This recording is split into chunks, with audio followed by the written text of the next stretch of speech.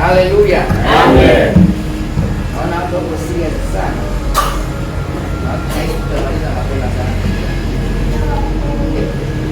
Haleluya. Ya, tunafahamu kwamba tuko kwenye majira ya sherehe za sikukuu ya Pasaka. Bwana asifiwe sana. Hatuishii tu kuandaa bajeti kwa ajili ya chakula, kuandaa bajeti kwa ajili ya mavazi, kama ambavyo tunafahamu kwamba siku ambayo tunatakiwa tule vizuri, tuvae vizuri. Bwana asifiwe sana. Amina. Mara nyingi hiyo ndio ilikuwa kama alama ya kuonyesha kwamba kuna sikukuu inaendelea. Haleluya. Amen. Lakini tunasoma kwenye maandiko wenzetu walipoanza kusherehekea sikukuu walikuwa wanawekeza muda mwingi pia katika nafasi ya kujifunza maneno ya Mungu pamoja na kutafakari safari yao ya kiimani. Bwana asifiwe sana. Ama safari yao ya wokovu. Kwa hiyo tumempendeza Mungu hata sisi pia tuchukue nafasi hiyo, kama tunapokumbuka katika sherehe hizi za Pasaka, basi tuwe na muda angalau wa kutafakari maneno ya Mungu. Bwana asifiwe sana. Haleluya. Amen. Tuwe na muda wa kushirikishana maneno ya Mungu na kutafakari, ili lisitokee hata mmoja wetu hapa rudi nyuma. Bwana asifiwe sana. Au akapungukiwa na neno ambalo litamfanya arudi nyuma. Bwana asifiwe sana. Amen. Haleluya. Amen. Kwa hiyo kwa muda ambao tutakuwepo siku tatu, leo, kesho na Jumapili, tutakuwa na nafasi ya kushirikishana maneno ya Mungu. Bwana asifiwe sana. Ili Pasaka yetu iwe tumekula kimwili na kiroho. Amen. Haleluya. Amen. Bwana asifiwe sana. Amen. Na tunajifunza, somo letu linasema kwamba mwaliko wa maisha yenye baraka. Haleluya. Amen. Mwaliko wa maisha yenye baraka. Yule ambaye atakuwa yuko tayari kujifunza mwanzo mpaka mwisho, ninaamini kuna kitu ambacho kitaweza kutokea kwa maisha yake. Haleluya. Amen. Na sio kwamba atakuwa motivated, yani sio kwamba atahamasika, lakini atabadilishwa. Amina. Haleluya. Amen. Neno la Mungu alipo kwa ajili ya kutuhamasisha, bali liko kwa ajili ya kutubadilisha. Amina. Bwana asifiwe sana. Amen. Anasema geuzwe nia zenu. Bwana asifiwe. Amina. Maana yake tubadilishe mwelekeo, tuelekee kwenye mwelekeo tofauti na ule tuliokuwa nao. Haleluya. Amen. Na leo nimekuletea neno linalosema kwamba mwaliko wa maisha yenye baraka. Mungu anatoa mwaliko kwa wanadamu kwenye maisha yenye baraka. Haleluya. Amen. Soma kwenye Kumbukumbu la Torati, maandiko anasema, Mungu anasema, tazama mbele yako nimekuwekea baraka na laana, uzima na mauti. Bwana asifiwe sana. Amen. Lakini hakuishia tu kuweka mbele yetu hicho kitu, anasema kwamba ninakushauri uchague baraka, uchague uzima. Bwana asifiwe sana. Amen. Haleluya. Amen. Kwa hiyo tutajifunza kwa undani kuhusiana na somo hilo, mwaliko ambao Mungu anatupa kuhusiana na maisha yenye baraka. Haleluya. Amina. Na kwanza nitoe tu utangulizi ya kwamba maisha yenye baraka sio upungufu wa ukuaji kiroho. Bwana asifiwe sana. Nafahamu kwamba tuko kwenye mazingira au kwenye majira ambayo watumishi wengi wamesahau kufundisha haki, wamesahau kufundisha kweli, wanafundisha sana kuhusiana na baraka. Bwana asifiwe sana. Haleluya. Sasa sikufundishi kama nakuhamasisha, sikufundishi kama ninakumotivate, ila nakufundisha kukuonyesha njia sahihi ya kuingia majira mapya katika utumishi tulionao. Bwana asifiwe sana. Haleluya. Kwa hiyo usijisikie weke, kama somo lilivyosema kwamba tunaingia kwenye majira mapya, kwenye maisha ya baraka.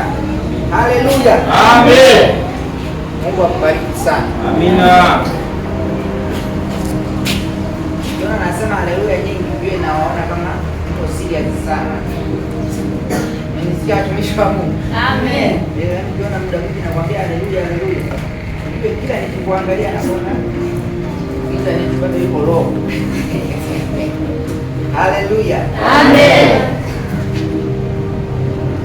Lakini haina shida kabisa. Bwana Yesu asifiwe sana. Amen. Ya, tunamshukuru Mungu kwa ajili ya haya majira mapya. Bwana Yesu asifiwe. Amen. Kwa hiyo tutaanza,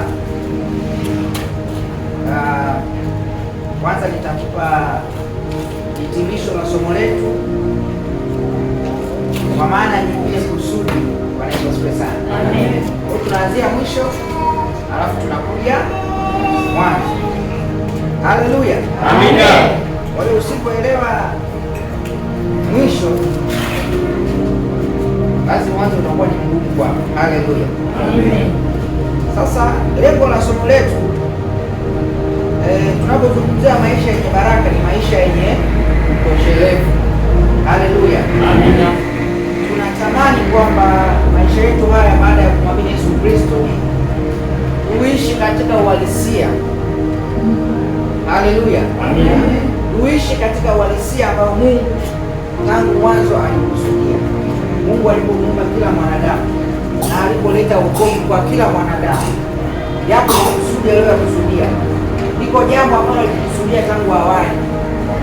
Na nampenda sana Petro kwa sababu yeye aliamua kuwa mwazi mbele za Mungu, mbele za Yesu. Haleluya. Akamwambia kwamba Bwana, sisi tumeacha vitu vyote tukakufuata wewe, tutapata nini basi? Bwana Yesu asifiwe sana. Kwa hiyo ndio swali ambalo unatakiwa muda wote huwa unajiuliza, yaani wewe umeokoka kwa sababu gani? Kuna kitu gani ambacho tunakipata katika wokovu? Bwana Yesu asifiwe sana. Amen. Haleluya. Amen. Je, uliokoka kwa sababu ulikuta nyumbani kwenu wameokoka? Au je, uliokoka kwa sababu kuna mtu fulani alikushawishi sana? Au je, uliokoka kwa sababu kuna mazingira uliona haya, pasipo kuokoka hali itakuwa ni mbaya? Bwana Yesu asifiwe sana. Amen. Haleluya. Amen. Kwa hiyo lazima uwe na uwezo wa kumuuliza Mungu, umeniokoa au umenifia msalabani kwa sababu gani? Haleluya. Amen. Uwe na uwezo wa kumuuliza Mungu, ninakutumikia mimi nitapata nini? Bwana Yesu asifiwe. Amen. Haleluya. Amen. Kwa hiyo tunaposoma maandiko inatulazimu basi tufikie hatua ya kuona kwamba maandiko yawe halisi kwenye maisha yetu. Tusiishie tu kusoma kama historia, tusiishie tu kusoma kama vile tunasoma vitabu vya zamani, watu wa kale ambao waliishi wakimpendeza Mungu. Tufikie hatua ya kuona kwamba kile kilichoandikwa katika kitabu fulani leo hii kimekuwa kwenye maisha yangu. Bwana Yesu asifiwe sana. Leo hii kimekuwa ni halisi kwangu. Bwana asifiwe sana. Amen. Neno la Mungu linapokuwa halisi kwenye maisha yako, kuna furaha utaipata. Kuna hali fulani kwenye maisha yako umeipata ambayo mwanadamu mwingine hawezi kuiona. Mwanadamu mwingine hawezi kuona huyu mbona ameng'ang'ania wokovu, mbona huyu ameng'ang'ania kumwamini Yesu Kristo. Haleluya. Amen. Yaani kwa nini unasherehekea kifo cha Yesu msalabani? Yaani mtu mwingine akikuangalia hawezi kuelewa. Bwana asifiwe sana. Amen. Sasa kabla tujaanza tuangalie Waebrania sura ya 12. Waebrania sura ya 12. Hapa nitasoma mstari wa kwanza na wa pili. Haleluya. Amen. Ili nikuonesha kwamba tumeokolewa ili tuweze kulithibitisha lile neno ambalo limeandikwa. Na lile neno liko wazi, liko tayari kuthibitika kwenye maisha ya kila anayeamini. Amen. Bwana Yesu asifiwe sana. Amen. Wala halina ubaguzi kwamba litathibitika kwa fulani, ila liko tayari kuthibitika kwa kila aliyeamini. Bwana Yesu asifiwe sana. Haleluya. Ndio maana tunasema kwenye maandiko kwamba Yesu Kristo alipokufa pale msalabani, pazia la hekalu likapasuka. Haleluya.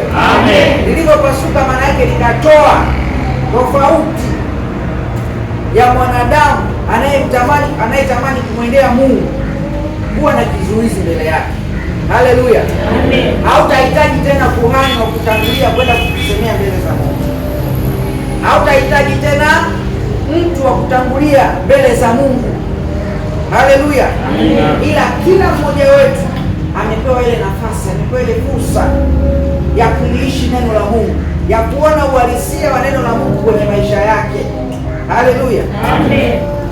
Nimesema Waebrania sura ya 12 mstari wa kwanza, anasema basi na sisi pia, kwa kuwa tumezungukwa na wingu kubwa la mashahidi namna hii, na tuweke kando kila mzigo mzito na dhambi ile tuzingayo kwa upesi, tupige mbio kwa saburi katika yale mashindano yaliyowekwa mbele yetu. Na mstari wa pili ndio hasa ambao nitaka kusoma. Anasema tukimtazama Yesu mwenye kuanzisha na mwenye kutimiza imani yetu, ambaye kwa ajili ya furaha iliyowekwa mbele yake alistahimili msalaba na kuidharau aibu, naye ameketi mkono wa kuume wa kiti cha enzi cha Mungu. Bwana asifiwe sana. Amina. Haleluya. Amen. Kama wewe ni wale watumishi ambao wanachora Biblia, unaweza ukachora hapo kwenye hiyo huo mstari wa pili kwenye hiyo aya, kwenye hicho kipengele B, anasema ambaye kwa ajili ya furaha iliyowekwa mbele yake aliustahimili msalaba na kuidharau aibu.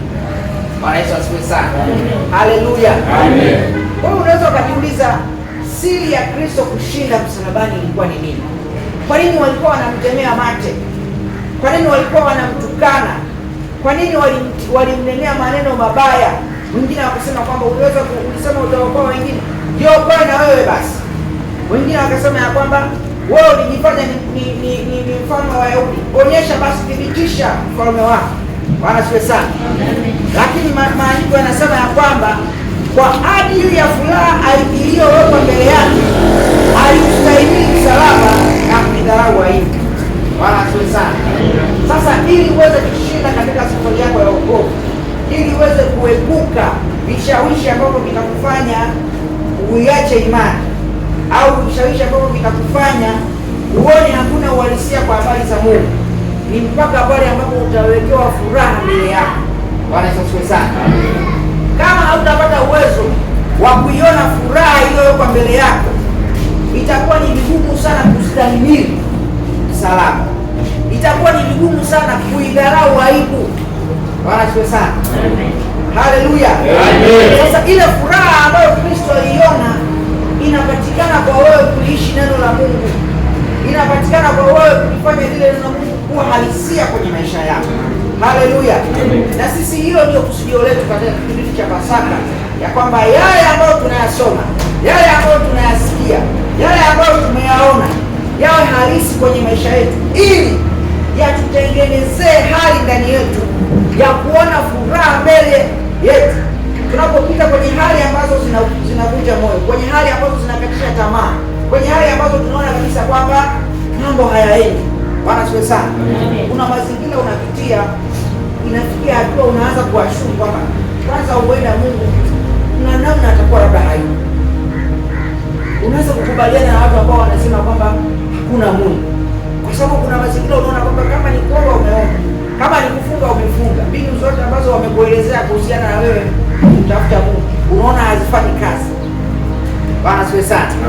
Sasa ili uweze kushinda kwenye mazingira kama hayo, ambayo tukisoma kwenye maandiko tunakutana pia Ayubu alikutana nayo mazingira kama hayo, ambapo watu ambao wao uliwaamini au walikuhubiria habari za wokovu, na wao wanakosa majibu, na wao wanaanza kukushauri kwamba ndugu yangu, kwenye hii habari ya Mungu hakuna mwenye uhakika, huenda hayupo. Kumbuka pia hizi dini zililetwa na wakoloni, huenda ni dini tu za kizungu, hakuna uhalisia. Haleluya. Sasa ili ushinde katika mazingira kama hayo, lazima mbele yako kuwe kuna furaha. Bwana asifiwe sana. Lazima mbele yako uone furaha. Amina. Ile furaha sio ambayo inapatikana kwa kuona vitu, sio furaha ambayo unaiona baada ya kuona kuna matokeo fulani yametokea. Haleluya, Bwana asifiwe sana. Ndio maana ninakwambia huu ni mwaliko wa Mungu kwa kuja kwenye maisha yenye baraka. Haleluya, maisha yenye baraka hatuyatathmini au hatuyatambui kwa kuangalia vitu tunavyoviona kwa macho. Haleluya, maisha yenye baraka hatuyatambui kwa kuona kwa macho, kwa kushika, bali tunayatambua kwa furaha ambayo inakuwa ndani ya mtu. Haleluya, kuna mazingira ambayo wewe utamwona mtu anafurahi, ana raha, lakini wewe ukitathmini kibinadamu, ukisema huyu mtu mbona kama ana maisha yenye raha, yenye furaha, lakini kanuni zako za kibinadamu zinamuona kama mtu ambaye hayuko kwenye ile kundi lililobarikiwa. Bwana Yesu asaidie sana. Amina. Haleluya. Amen. Sasa unatakiwa kufikia kwenye hatua ambao watu wakikuangalia wanaweza kutathmini ya kwamba huyu mtu mbona kama haishi maisha yenye baraka, lakini wewe jinsi unavyoishi wanashinda kukuelewa. Mahala ambapo walitakiwa kukuta unalia, wanakukuta haulii. Mahala ambapo walitakiwa kukuta unalalamika, wanakukuta ulalamiki. Bwana asifiwe sana. Amen. Mahala ambapo wanakukuta umeumizwa kanisani, kila mtu kanisani anakusema vibaya, lakini wewe ndio wa kwanza kufika kanisani na kufanyia, alafu kama vile haujui kinachoendelea. Bwana asifiwe sana. Sasa hayo hayawezi kutokea kama hakuna furaha ambayo unaiona mbele yako, kwa sababu kama furaha mbele yako haipo, utakapofikia hatua umepitishwa kwenye majaribu kama aliyopitia Yesu Kristo ya kutukanwa tena na watu ambao waliwatendea miujiza, wewe tu mtu ambaye ulimsaidia kashinda kadogo, akikugeuka siku moja unaanza kumsema tena, unajisikia pale nimemsaidia sana, mimi msimuone vile, yaani kama sio mimi leo yeye anakuja ananifanyia hivi wewe. Sasa watu ambao walikuwa na mapepo wanakuja wanalia, wanamwambia Yesu, wanafunzi wako wameshindwa kutoa pepo la huyu mtu. Yesu anatenda ule muujiza, wana njaa, anawapa mikate, anawapa chakula, amewatendea mambo makubwa. Leo hii wanakuja wanamdhihaki. Bwana asifiwe sana. Amen. Lakini Yesu anavumilia, anastahimili. Haleluya. Amen. Kwa sababu mbele yake alikuwa anaona furaha. Haleluya. Amen. Kwa hiyo neno la Mungu likiwa halisi kwenye maisha yako, hakikisha, yaani ni uhakika ya kwamba utakuwa na furaha mbele yako ambayo itakusaidia kushinda kwenye safari ulionayo. Haleluya. Amen. Kwa hiyo nimesema kwamba maisha yenye baraka ni maisha yenye utoshelevu, na sisi malengo yetu katika somo letu tunatamani tufikie maisha hayo yenye utoshelevu. Bwana asifiwe sana. Kwa mfano tusoma katika Zaburi sura ya 37 mstari wa 25. Zaburi sura ya 37 mstari wa 25. Haleluya.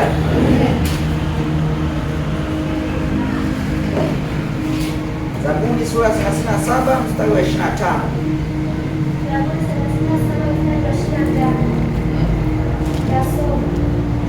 Nalikuwa kijana nami sasa ni mzee, lakini sijamwona mwenye haki ameachwa, wala mzao wake akiona chakula. Amen. Bwana asifiwe sana. Haleluya. Amen. Nataka waendelee kusoma. Anasema mchana kutwa ufadhili na kukopesha, na mzao wake kubarikiwa. Bwana asifiwe sana. Amen. Sasa hapa ni Daudi anaelezea. Daudi anasema nilikuwa kijana nami sasa ni mzee, lakini sijamwona mwenye haki ameachwa, wala mzao wake akiomba chakula. Mchana kutwa ufadhili na kukopesha, na mzao wake ubarikiwa. Bwana asifiwe sana. Amina. Haleluya. Amen. Sasa hii sio ahadi. Haya maandiko tunayosoma hapa sio ahadi, wala sio maandiko ambayo unatakiwa ndio uyatumie kwenye maandiko, kwenye kuomba. Bwana asifiwe sana. Haleluya. Amen. Yaani hili neno hili lithibitike, linathibitishwa na maisha, linathibitishwa na jinsi unavyoishi. Haleluya. Amen. Daudi anasema tangu akiwa kijana yuko anawinda, anachunga kondoo, baadaye anakuja kuwa mfalme, na sasa ameshazeeka. Kitu ambacho anaweza kukuthibitishia ambacho amekiona. Bwana asifiwe sana. Amen. Anasema hajawahi kuona mwenye haki ameachwa. Bwana asifiwe sana. Amina. Pia anasema ya kwamba hajawahi kuona watoto wake wakiwa ombaomba. Bwana Yesu asifiwe sana. Amina. Anasema naye ufadhili tena ukopesha na mzao wake kubarikiwa. Amen. Bwana Yesu asifiwe sana. Amen. Sasa je, mimi na wewe watu ambao tumemwamini Yesu Kristo, hatuoni kwamba tuna haki ya kufikia hatua hiyo? Bwana Yesu asifiwe sana. Hatuoni kwamba tumeingia kwenye hilo kundi la kuhesabiwa kwamba katika maisha yetu haya tunapofikia umri wa uzee, basi mtu akituuliza kwa habari ya wokovu, tuwe na kaushuhuda kwa kusema ya kwamba ndugu, mimi tangu nikiwa kijana, tangu nilipoamini mpaka sasa ninavyoongea, sijawahi kuona mwenye haki haki yake. Bwana Yesu asifiwe sana. Haimaanishi kwamba hajawahi kuona mtu akiwa katika dhiki, maana maandiko yanatueleza kwa habari ya Daudi. Kuna mazingira ambayo alipita mpaka akaenda kuomba chakula kwa Abigaili. Bwana asifiwe sana. Amina. Kwa mume wa Abigaili nani? Nabali. Bwana asifiwe sana. Amen. Kwa hiyo kumbe kuna mazingira alipita yalikuwa ni ya shida, yalikuwa ambayo yaani kwa mtazamo wa kidunia au wa kibinadamu unaweza kuona kwamba hapa Mungu amemwacha. Maana kwanza amekimbia, yuko kwenye ukimbizi, amemkimbia Sauli. Lakini yeye anakuja kutuambia kwamba tangu akiwa kijana, kwa kumbe katika yale aliyokuwa anayapitia bado aliona Mungu yuko upande wake. Amina. Pamoja na kwamba nimemkimbia Sauli, niko kwenye shida, niko kwenye dhiki, lakini bado Mungu yuko pamoja na mimi. Bwana asifiwe sana. Amen. Haleluya. Amen. Sasa ili kufikia hatua hiyo ya kuishi maisha ambayo una uwezo wa kukiri ya kwamba mimi sijawahi kuona mwenye haki akiachwa. Bwana Yesu asifiwe sana. Na usiishie tu kuelezea watu wengine. Kwa mfano unaweza ukaelezea kwamba maandiko yanasema, Daudi anasema tangu akiwa kijana mpaka akiwa mzee hajawahi kuona mwenye haki akiachwa. Bwana asifiwe sana. Alafu unaanza kutoa mifano. Kuna mtumishi fulani, yuko sehemu fulani, yule bwana ilikuwa hivi na hivi na hivi. Bwana asifiwe sana. Sasa usiishie kuhadithia habari za watu wengine. Unatakiwa unapomwambia mtumishi wa Mungu, neno linasema tangu ukiwa kijana mpaka umezeeka, yaani pale tu unapofanya uamuzi wa kumwamini Yesu Kristo. Haleluya. Amen. Hautaachwa na Mungu katika mazingira yoyote. Amen. Pale ambapo watu walitarajia kwamba kwa mazingira uliyopitia, kwa changamoto ambazo umekutana nazo, wanadamu walitarajia wakukute angalau umejinyonga, au wakukute angalau umeandika tu kibarua, umeweka nani dawa ya panya umekula. Bwana asifiwe sana. Haleluya. Amen. Kuna story moja niliona kwenye mitandao, anasema kuna watu ambao wamejinyonga kwa kuuliza mtandaoni jinsi ya kujinyonga. Bwana asifiwe sana. Mtu ameifuata ile AI akauliza nawezaje kujinyonga? AI ikamwelekeza vizuri akajinyonga. Kwa wazazi wa yule mtu wameenda kuishtaki AI mahakamani. Bwana asaidie sana. Haleluya. Amen. Sasa ili unapopita kwenye changamoto ambazo wanadamu tunatarajia kwamba aidha kuna kitu utakiacha, kama ulikuwa unajifanya unahubiri sana, kwa hali ambayo utaipitia tunatarajia wewe utakuwa ndo uwezo wako wa kuongea.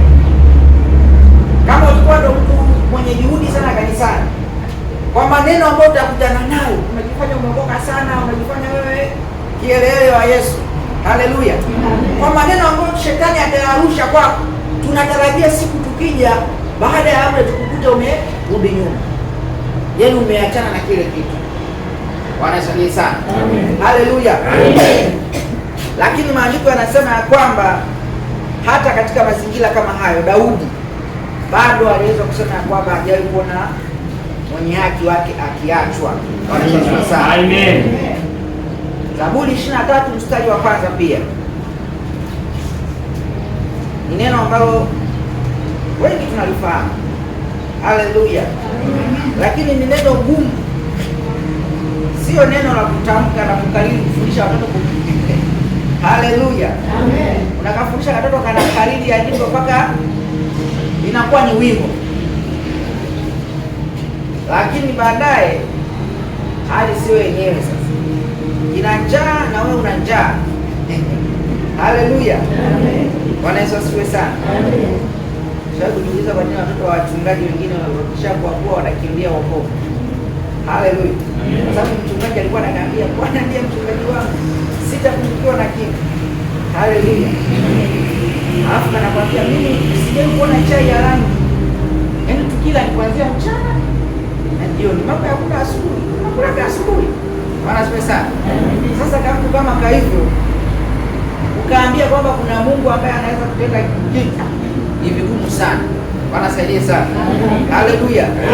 Kwa hiyo tusiishie tu kusema maneno. Haleluya. Kila tuyafanye kuwa halisi. Yaani yale maneno mtu aulize. Haja akuulize baba, mbona sisi hatupungukiwi? Haleluya. Bwana Yesu asifiwe sana. Zaburi ya 23 anasema Bwana ndiye mchungaji wangu, sitapungukiwa na kitu. Haleluya. Sasa neno hili la Bwana ndiye mchungaji wangu, sitapungukiwa na kitu ni wito wa kuishi kwenye maisha yenye baraka. Haleluya. Sio ahadi, ila ni ukiri ambao unatokana na matokeo. Bwana Yesu asifiwe sana. Amen. Daudi ameona, ndio maana anasema Bwana ndiye mchungaji wangu, sitapungukiwa na kitu. Sio kiroho. Sitapungukiwa na kitu haimaanishi kiroho. Bwana Yesu asifiwe sana.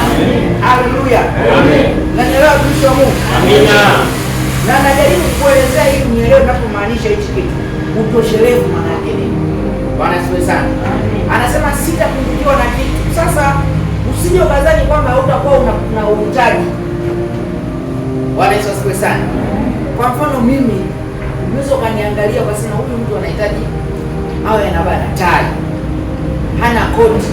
Bwana Yesu asifiwe sana. Ukiniangalia maana kabisa huku kuna mahitaji anayo. Kuna hali fulani ambazo wanahitaji. Bwana Yesu asifiwe sana. Lakini ukija kwenye kichwa changu, yani sina uhitaji kabisa na hicho kitu. Bwana asifiwe sana. Amen. Haleluya. Amen. Yaani kuna mazingira hata kuangalia huyu mtu amepungukiwa nyumba ya kulala. Alafu ukikuta wewe umekaa kwenye kinyumba chako ambacho umelizika nacho. Yaani wanashindwa kukuelewa. Bwana asifiwe sana. Amen. Haleluya. Amen. Na njia rahisi ya shetani kukukamata au kukamata mwanadamu ni kumwambia una upungufu. Yaani hakuna mazingira yote ambayo shetani anaweza kumrubuni mwanadamu pasipo kumjengea tamaa. Na tamaa siku zote huwa inamwambia mtu kuna upungufu unao. Yaani hakuna tapeli anaweza kumtapeli mtu ambaye haoni upungufu. Nasema hata nakwambia bwana unajua hii $100,000 hii fanya hivi tunapata $1,010,000. Hii lazima kuonyesha kwamba kuna upungufu fulani unao. Haleluya. Amen. Kwa hiyo ukiwa kwenye maisha ya kupungukiwa, mimi ni rahisi sana shetani kukujaribu na kukushika. Ni rahisi sana kukuonyesha njia ambazo zitakupeleka kwenye wewe kile ambacho unahisi kama utapata, kumbe hautapata. Bwana Yesu asifiwe sana. Haleluya. Amen. Nakumbuka siku moja Yesu akiwa baada ya kumaliza mambo ya kukutana na shetani. Shetani akajaribu kujielezea. Akamwambia Bwana, ukinisikia tu nitakupa hivi vyote. Haleluya. Amen. Sasa unadhani shetani alikuwa ana akili? Alimwangalia Yesu pale akaona huyu Yesu kuna vitu hana. Haleluya. Amen. Kuna vitu hana, dhahabu hana, magari hana, yaani vitu vingi alikuwa hana. Shetani akisema sasa hapa dawa ya kufanya, ngoja nikuonyeshe kwamba una upungufu. Haleluya. Amen. Bwana Yesu asifiwe sana. Amen. Nafahamu jibu la Yesu.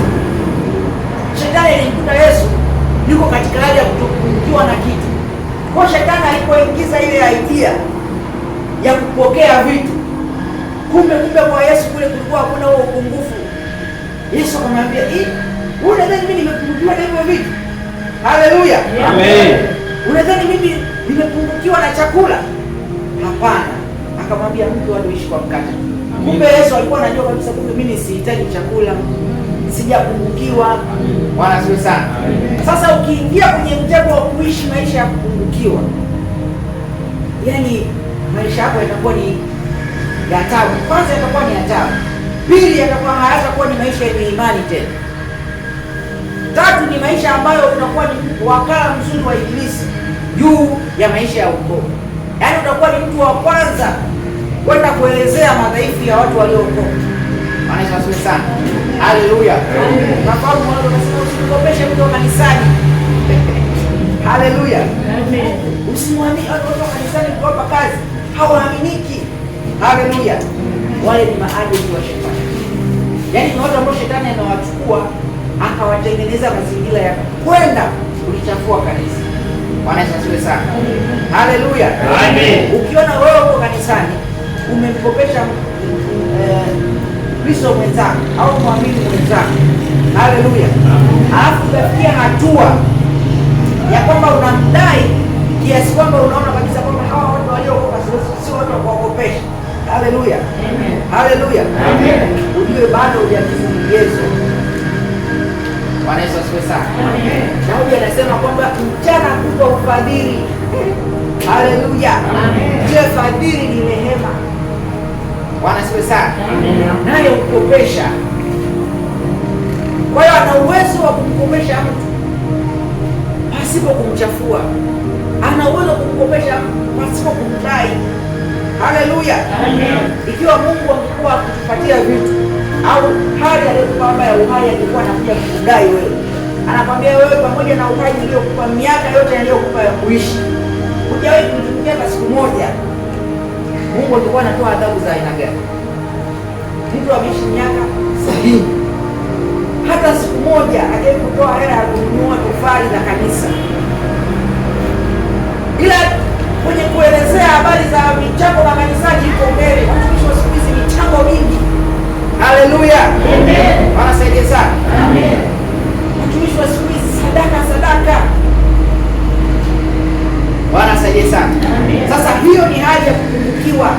Mtu yoyote aliyepungukiwa ni mtu ambaye hawezi kuishi kwenye maisha yenye baraka, tena hawezi kuona utoshelevu, alafu ni mtu ambaye ni rahisi sana kujaribiwa. Kama Yesu angeweza kutafakari lile neno la shetani, akaliona ya kwamba kweli nina uhitaji, akasema ya kwamba mimi kweli nataka nifanye huduma hapa Yerusalemu na Israeli yote, kwa hiyo nitahitaji kweli niwe na usafiri, nitahitaji kuwa na hali fulani ambayo itaweza kunisaidia, uchumi ambao utaweza kunisaidia kufika moja, sehemu mbili, sehemu tatu. Bwana asifiwe sana. Amen. Kwa hiyo akisema okay, bye. Bwana asifiwe sana. Amen. Lakini kumbe alijua adui amekuja kwa njia ya kumletea tamaa, kwa njia ya kutafakari juu ya maisha yangu na kuona yana upungufu, alafu akaleta njia yake.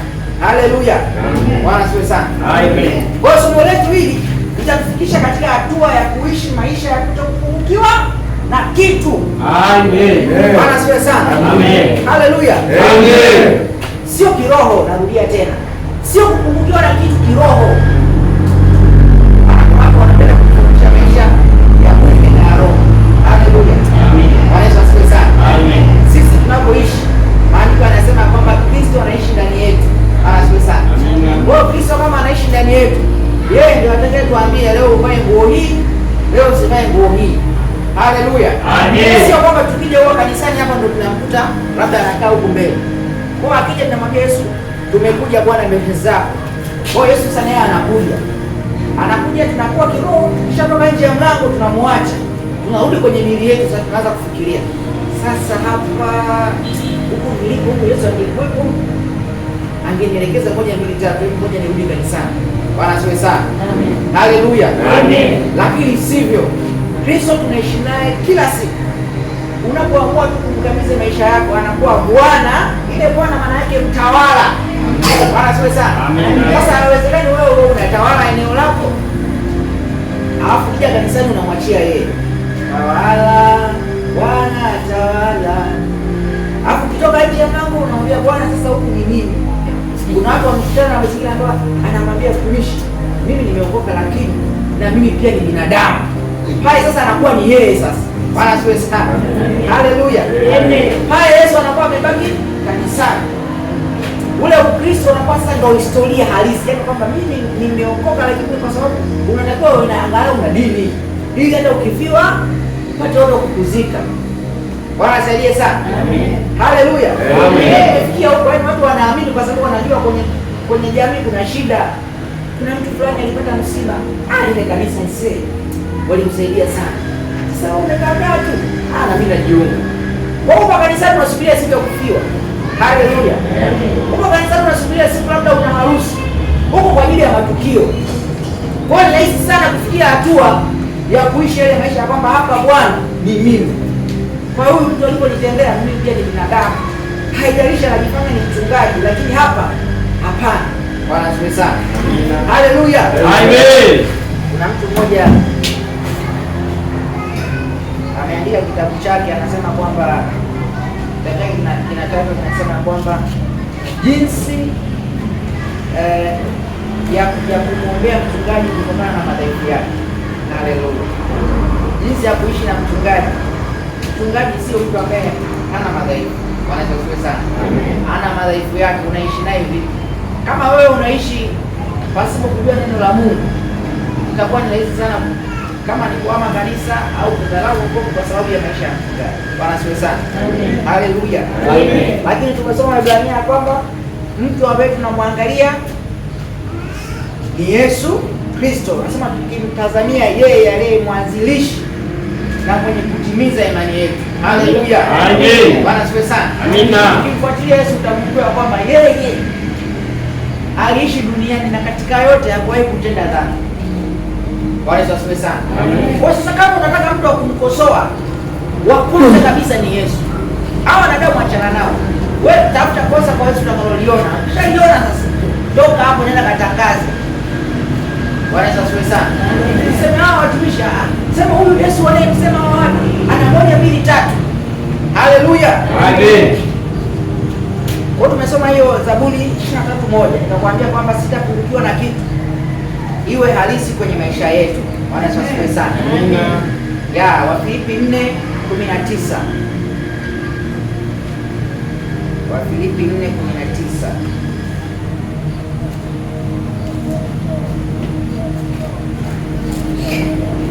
Wafilipi 4:19 maandiko yanasema, na Mungu wangu atawajazeni kila mnachokihitaji kwa kadri ya utajiri wake katika utukufu ndani ya Yesu Kristo. Bwana Yesu asifiwe sana. Amina. Haleluya. Amen. Kwa hiyo maisha yenye baraka au maisha yenye utoshelevu, anasema ya kwamba Mungu atawajazeni kila mnachokihitaji. Bwana Yesu asifiwe sana. Amina. Hajaweka tuseme, hajachagua baadhi ya vitu. Amesema kila unachokihitaji. Bwana Yesu asifiwe sana. Amina. Haleluya. Amen. Kila unachokihitaji, jibu sahihi kutoka kwa Mungu lipo. Haleluya. Amina. Kwa hiyo katika safari yetu tulionayo ya maisha ya utoshelevu, kumbe iko ahadi ya kwamba Mungu katika mahitaji tulionayo, yeye ana utoshelevu wa kutupatia. Anasema atawajazeni, maanake atawapatia kila mnachokihitaji. Bwana asifiwe sana. Anasema ombeni nanyi mtapewa. Bwana asifiwe sana. Kwa hiyo Mungu amekusudia tuwe na maisha ya kutopungukiwa na kitu, tuwe na maisha ya kujazwa yale ambayo tunayahitaji. Haleluya. Amen. Waamuzi 18 mstari wa 10.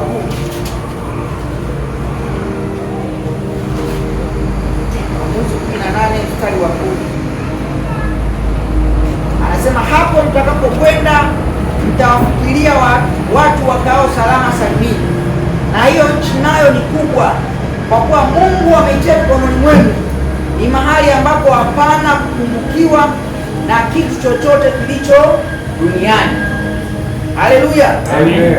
Unanisikia watumishi wa Mungu? Amina.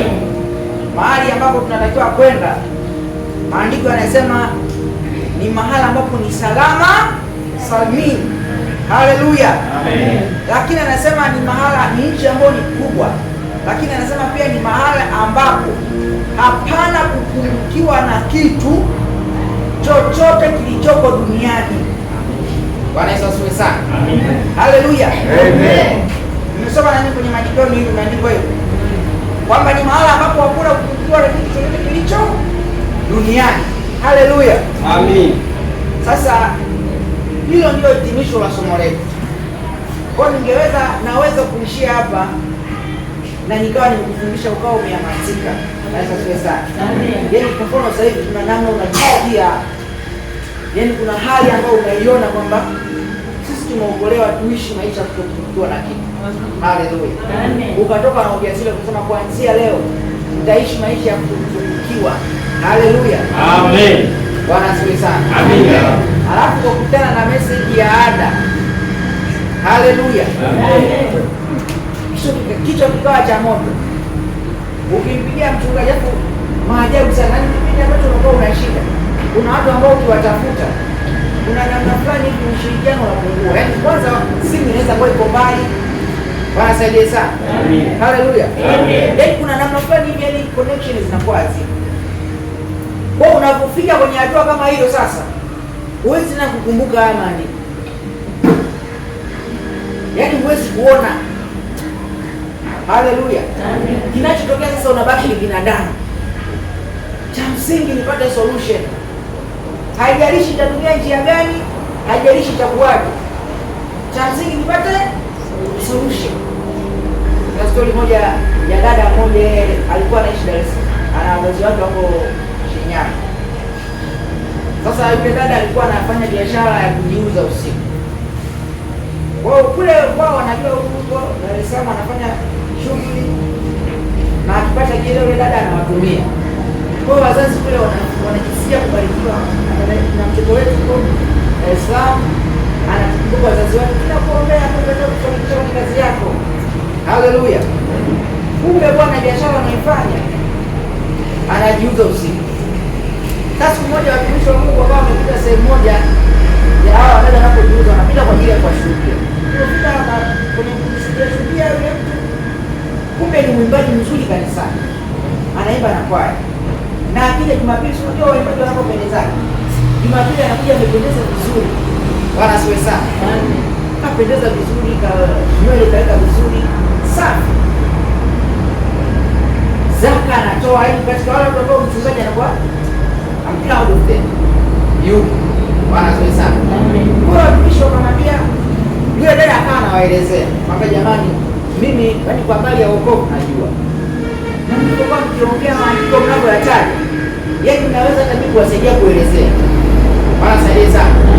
Lakini kuna hali ya maisha ambayo mnapitia, ndio maana nabidi kufanya kazi hii. Bwana saidie sana. Haleluya. Amen. Sasa unaweza ukapata picha jinsi hali ilivyo ya kimaisha. Ukiishi katika hali ya kupungukiwa, yaani utajikuta umeingia kwenye hatua ya kufanya kitu chochote kile ili mradi usolve tatizo ulilonalo. Bwana asifiwe sana. Haleluya. Amen. Kwa hiyo kama nisikuelekeza njia ya kufuata, nitakwambia tu kwenye kwa Mungu hakuna kupungukiwa. Ukitoka hapa hautakuwa na imani. Bwana Yesu asifiwe sana. Utakuwa na kitu kinaitwa msisimuko. Unajua wale watu wanaitwa motivation speaker. Mafahamu? Wale wakija wanakuambia ukiwa na shamba lako kama na heka moja. Ile shamba tuashumu mwaka huu umelikodisha labda kwa shilingi 50,000. Ukachukua ile shamba ukatafuta vijana wawili watatu ambao kila kijana utampa 15,000. Ukatafuta na mbegu yako pale ukachukua kiasi fulani. Ukavichukua vile vitu ukaenda ukalima, baada ya miezi mitatu utavuna kitu fulani. Bwana Yesu asifiwe sana. Kutoka pale unakuwa unahisi naona. Haleluya. Alafu kienda sasa kule shambani. Ukifika kule hawajakueleza kwamba kuna ndege. Kuna ndege wanakuja wanakula mazao. Hawajakueleza kwamba kuna panya wanakula mazao. Bwana Yesu asifiwe sana. Amen. Kwa hiyo utakapokuwa umeanza ukikutana na hali kama hizo, yaani ni rahisi sana kusema ni matapeli. Bwana asifiwe sana. Kwa sababu walichokifanya wamekueleza conclusion. Yaani wamekueleza hitimisho bila kukuonyesha njia ya kupita ili kufikia hatua hiyo. Bwana asifiwe sana. Haleluya. Amen. Yaani ni sawa mtu anayekwambia kwamba mbinguni tunaenda. Unaendaje? Na hauendaje ndio kitu cha msingi. Bwana asifiwe sana. Yaani nikikueleza jinsi ya kwenda mbinguni, hata nisipokuambia kwamba kuna mbingu, utaenda. Ila nikikwambia kuna mbingu, afu sijakueleza jinsi utakavyoenda, hauendi na unajua kwamba mbingu iko. Bwana asifiwe sana. Haleluya. Amen. Kwa hiyo hilo ndio lilikuwa kusudi kuu. Ilikuwa kusudi kuu la somo letu hili ambalo tutaenda kujifunza. Bwana asifiwe sana. Amen. Mmebarikiwa watumishi. Amen. Naonaje tukifikia hatua ya kuishi maisha kama haya? Haleluya. Amen. Sasa hivi hapa tunaendelea na maisha. Sio watumishi wa Mungu.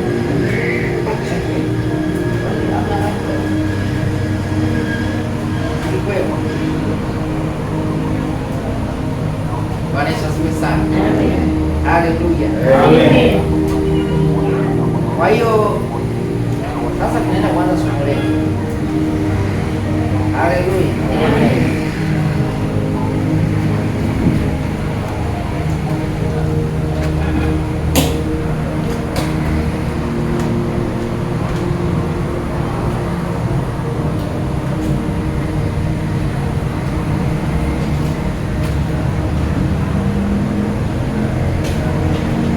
Haya, ili tufikie kwenye mambo ambayo tumejifunza, hali ya kutokujua kuishi katika utoshelevu, na hatua sasa za kufuata. Na hapa nitakuelezea kwanza wito mkuu kwa mwanadamu. Bwana Yesu asifiwe sana. Haleluya. Amen. Wito mkuu kwa mwanadamu, kitu cha kwanza kwenye maisha yako ambayo unatakiwa ujue sasa, kama mtu ambaye umeamini, kitu cha kwanza tufahamu kwanza, Mungu hajatuita ili tuishi tu maisha ya kimwili. Bwana asifiwe sana. Lakini nataka nikuonyesha kwamba kusudi kuu la Mungu kumuumba mwanadamu ni nini hasa, na wito wake mkuu wa kwanza ni upi, ili tunapoishi katika maisha hayo tufahamu kwamba mwisho wa siku tumebarikiwa, nini kinafuata. Bwana asifiwe sana. Mwisho wa siku tumepata 1, 2, 3, nini kinafuata. Haleluya. Sasa katika Mhubiri sura ya 12 mstari wa 13 tunasoma ya kwamba wito mkuu kwa mwanadamu ni kumcha Mungu. Bwana asifiwe sana. Yote ambayo tunahitaji, yote ambayo tunatamani kuwa nayo, hali zote ambazo tunatamani ziwe sehemu ya maisha yetu, udhihirisho wa neno la Mungu kwenye maisha yetu unakamilika pale tu tunapokuwa na maisha ya kumcha Mungu. Bwana Yesu asifiwe sana. Haleluya. Amen. Mhubiri sura ya 12 mstari wa 13, Suleimani anasema, hii ndiyo jumla ya maneno yote yamekwisha sikiwa, mche Mungu nawe uzishike amri zake. Bwana Yesu asifiwe sana. Mche Mungu nawe uzishike amri zake, maana kwa jumla ndiyo impasayo mtu. Bwana Yesu asifiwe sana. Kwa Kiingereza inaandika vizuri sana, anasema let us hear the conclusion of the whole matter, fear God and keep his commandments, for this is the whole duty of a man. Bwana Yesu asifiwe sana. Haleluya. Yaani wito mkuu wa maisha yetu wanadamu ni kumwabudu Mungu, ni kumcha Mungu. Bwana Yesu asifiwe sana. Yaani katika yote ambayo tunaweza kuyafanya, katika hali yote ambayo tunaweza kuishi, conclusion yake au hitimisho lake, kitu ambacho mwanadamu anapaswa kukifanya ni kumcha Mungu. Bwana asifiwe sana.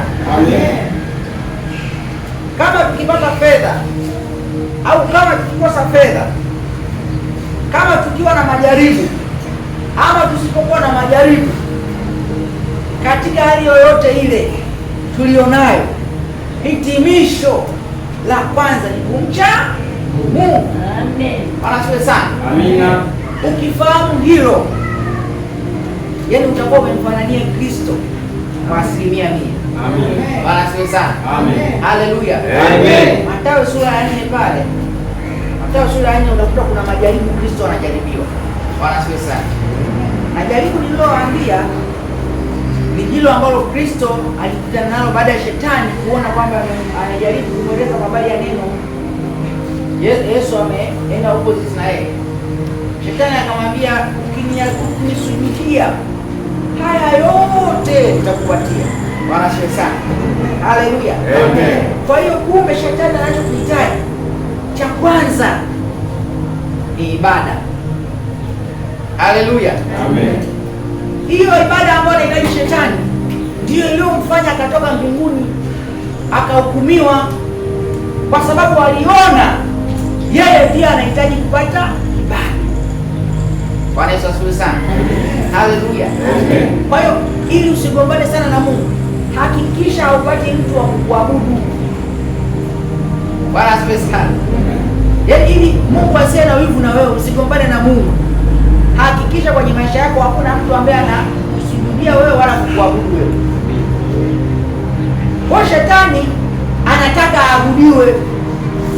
Kwa hiyo kama wewe unatamani kuwa mtumishi wa shetani, yaani unatamani kuna vitu unavitamani unaona vieni, ili uvipate, njia rahisi ni kumpa ibada ya shetani. Wewe watafute watu ambao wanampa ibada ya shetani, watakuelezea matokeo wanayowapa, ingawa yana majuto. Haleluya. Hiyo ndo tofauti. Lakini kama magari wanayo, majumba wanayo, mashule wanayo, maelimu wanayo, wanasiwe sana. Ila tu ambacho hawana ni kile ambacho Kristo alikuwa nacho, furaha. Amen. Bwana Yesu asifiwe sana. Amen. Haleluya. Amen. Mfano mmoja wa tajiri mmoja ambaye alikuwa anaishi karibu na Lazaro. Bwana asifiwe sana. Maandiko anasema yule tajiri aliishi vizuri sana hapa duniani, alienjoy, lakini alipokuwa kule jehana, kitu ambacho tunajifunza kutoka kwake ni kwamba alijutia. Ndio tunasema baraka ya Mungu haina majuto, maana yake baraka ya shetani ina majuto. Ila kama baraka unahisi ni vitu, utavipata. Kama unahisi ni solution ya matatizo ulionayo kwa muda, shetani atafanya hiyo solution. Haleluya. Amen. Lakini mwisho wake ni majuto. Yule tajiri anasema anajuta kwa sababu ya yale majuto alionayo. Anamwambia Ibrahimu, waagize basi watumishi wako waende kule duniani wakawaambie ndugu zangu wasipite huku nilipopita. Wasiwe sana. Amen. Maana yake anajutia. Haleluya. Amen. Kuna makosa ambayo ukiyafanya ukishafikia umri fulani, utatamani wanaokufuata huko nyuma wasipite pale. Maana yake unafanyaje? Unajutia. Haleluya. Amen. Kwa hiyo kitu ambacho unatakiwa cha kwanza cha kuzingatia na ambacho ndicho kinachoamua hatima ya mwanadamu ni ibada. Bwana sana. Haleluya. Amen. Kwa Yesu akagundua kwamba huyu shetani hakuna anachotaka kutoka kwangu, wala sio kwamba atanizuia mimi kuendelea na huduma yako, ila anachotaka tu ni muabudu. Ndio maana akasema ikiwa utanisujudia haya yote nitakupatia. Bwana asaidie sana. Haleluya. Sasa kwa Mungu ni zaidi. Yaani kama shetani anataka ibada, Mungu anataka ibada mara 100 ya anapotaka shetani. Haleluya. Sasa tujifunze hapa vitu vizuri. Najaribu kuonesha maisha yenye baraka ya leo, ili unapopitia hatua ya kuwa kama Lazaro ambaye alikuwa anakula makombo, ambaye alikuwa ni mgonjwa, ana vidonda mwili mzima, lakini aliishi maisha ya utoshelevu katika hali ya kugundua kwamba kitu ambacho naweza nikampa Mungu ni ibada. Bwana Yesu asifiwe sana. Haleluya. Amen. Usije kadhani hata siku moja kwamba Lazaro alienda mbinguni kwa sababu alikuwa ni maskini. Bwana Yesu asifiwe sana. Lazaro hakwenda mbinguni kwa sababu alikuwa ni maskini, ila alikwenda mbinguni kwa sababu katika umaskini wake, katika hali aliyokuwa nayo, aliinua ibada kwa Mungu. Bwana Yesu asifiwe sana. Amen. Haleluya. Amen. Kwa hiyo Mungu ametupa wito kama wanadamu. Anasema jumla ya mambo yote, conclusion of the whole matter. Bwana Yesu asifiwe sana. Amen. The duty of a man, majukumu ya mwanadamu au kitu ambacho mwanadamu anapaswa kukifanya, cha kwanza na cha mwisho ni kumcha Mungu. Na kumcha Mungu ni kumpa Mungu ibada. Bwana Yesu asifiwe sana. Haleluya. Sasa ibada haiko wakati tumekusanyika kanisani. Bwana Yesu asifiwe sana. Siku moja Yesu katika Yohana sura ya 4 Yesu alikwenda kwenye kisima kimoja, akamkuta mwanamke mmoja. Kwa yule mwanamke mmoja akamwambia, naomba unipatie maji ninywe. Wanaswe sana. Yule mama akamwambia, wewe ni Myahudi na mimi Msamaria, na sisi huwa tuchangamani kwenye haya mambo. Wanaswe sana. Lakini Yesu akamwambia, lakini ungelijua ungeniomba mimi maji. Wanaswe sana. Baadaye Yesu akawa amemweleza yule mwanamke habari za maisha yake. Yule mwanamke akagundua kwamba Yesu anaonekana sio wa kawaida. Haleluya. Amen. Baadaye Yesu, yule mwanamke alikuwa anachota maji kwenye kisima cha Yakobo. Baadaye Yesu akamwambia yule mwanamke, saa inakuja ambayo haitakuwa kwamba jamani, tuendeni tukaabudu Yerusalemu. Wanasiwe sana. Amen. Twendeni kanisani tukaabudu. Wanasiwe sana. Amen. Twendeni sehemu fulani kuna kongamano tukafanya ibada. Haitakuwa hivyo. Tena anasema nayo ipo hiyo saa. Inakuja lakini sasa ipo.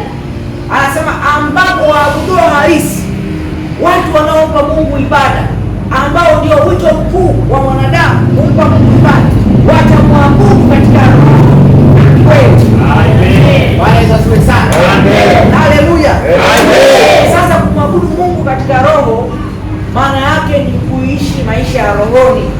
Bwana Yesu asifiwe sana. Amen. Na kuishi maisha ya rohoni kunathibitishwa na kuishi katika kweli. Bwana asifiwe sana. Amen. Kweli inathibitika katika maisha ya nchi. Huyu mtu akikutana na vikwazo analiact vipi? Je, akifokewa tu kidogo kanisani na mchungaji, nini kinafuata? Asipoambiwa leo utaimbisha wewe, anajisikiaje? Akikosewa anajisikiaje? Akiwa katika shida anajisikiaje? Haleluya. Bwana Yesu asifiwe sana. Hiyo ndio kweli. Kweli inakutoa hapa kanisani, nje ya jengo la kanisa, inakupeleka kwenye jamii. Jinsi unavyoishi kule. Je, unafuata msingi wa maisha ya rohoni? Bwana asifiwe sana. Haleluya. Wanasema kwamba tunda la Roho ni upendo, pole, uvumilivu, kiasi, utu wema. Bwana asifiwe sana. Haleluya. Kwa hiyo ile roho inayoabudu maana yake ni yule mtu aliyechagua kuishi maisha ya rohoni. Maisha ya rohoni maana yake ni kutawaliwa na roho katika maisha ya mwili. Bwana asifiwe sana. Haleluya. Kwa hiyo tunapozungumzia ibada, simaanishi tukiwa kanisani. Na hiyo tukija kanisani kuna namna tunakuja. Kwanza huwa tunabadilisha mavazi yetu. Tunatafuta mavazi ambayo haya ni ya kanisani. Bwana asifiwe sana. Tunabadilisha namna ya kuenenda. Yaani tunakuwa kama wale watu wana wa Israeli walipokuwa jangwani. Maandiko anasema Mungu walitaka kumuona Mungu. Kwa Mungu akamwambia, jamani, siku 3 tutaoga, siku 3 tutafua mavazi yetu, yaani tutajiandaa. Bwana asifiwe sana. Bwana sisi ndio tunapokuja kanisani, kuna namna tunabadilisha muonekano wetu. Tunabadilisha mavazi yetu kwa sababu tunapokwenda sasa ndio kwenye kufanya ibada. Haleluya. Amen. Sasa hiyo sio mbaya wala sio kitu kibaya, lakini katika uhalisia haiko hivyo. Bwana asifiwe sana. Tena huenda tunapokuwa tunaingia kwenye mlango wenzake kuna namna ambapo Mungu anatuacha kwanza, anakuwa yuko busy na mambo yake. Halafu baadaye tukishatoka nje ya jengo la kanisa ndio anaanza kufuatilia, kuna ibada kwa huyu mtu, kuna ibada. Huyu mtu akiwa kazini kwake nikiangalia naona ibada. Bwana asifiwe sana. Soma kwenye Mathayo pale ambapo Kristo alikuwa anazungumzia habari za hukumu. Yesu akasema ya kwamba tokeni kwangu kwa siwajui ninyi. Na alikuwa uchi mkunilisha, alikuwa na njaa mkunilisha. Anaelezea vitu vingi sana. Bwana asifiwe sana. Anaonyesha kwamba vile vitu ndivyo ambavyo anavizingatia au anaviangalia. Sasa ukifuata vile vitu utakuja kuona kwamba vile vitu huwa vinafanyika nje ya jengo la kanisa.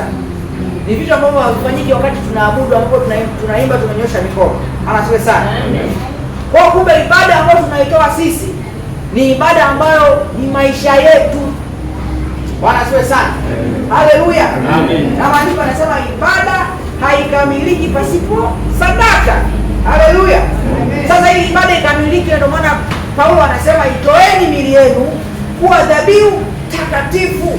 Amen. Bwana Yesu asifiwe sana. Amen. Haleluya. Amen. Kwa hiyo ibada ni maisha yako. na sadaka ni mwili wako. Haleluya, amen. Kwa hiyo hapo nilikuwa najaribu kuonyesha kwamba jukumu la kwanza la mwanadamu yoyote katika maisha yake, katika hali yoyote alionayo, jambo la kwanza ni kuhakikisha kwamba anamcha Mungu. Bwana Yesu asifiwe sana. Haleluya, amen. Haleluya, amen. Sasa nini tunahitaji ili kumcha Mungu? Maana sio kitu kirahisi wala sio jambo jepesi kama tunavyoweza kufikiria. Haleluya. Ndio maana wapo watu ambao kama leo hawaamini. Ukiwaambia Bwana kuna utakatifu, anakuambia kuna wanadamu wote ni wenye dhambi. Yaani kuna vitu ukiwaambia wanadamu hawakuelewi. Bwana asifiwe sana. Dunia haiwezi kututambua kwa sababu hata Yesu Kristo mwenyewe hakutambua. Sasa ili kumcha Mungu ipasavyo, tunahitaji roho ya hekima na ya ufunuo katika kumjua Mungu. Bwana Yesu asifiwe sana. Haleluya, amen. Waefeso sura ya kwanza mstari wa 17 na 18. Haleluya, watumishi wa Mungu. Amen. Najisikiaje? Mmechoka? Amina. Ni semina hii, watumishi wa Mungu. Amina. Kwa hiyo kama ni semina, ukiona umechoka na kuruhusu unasimama kidogo na kunyosha.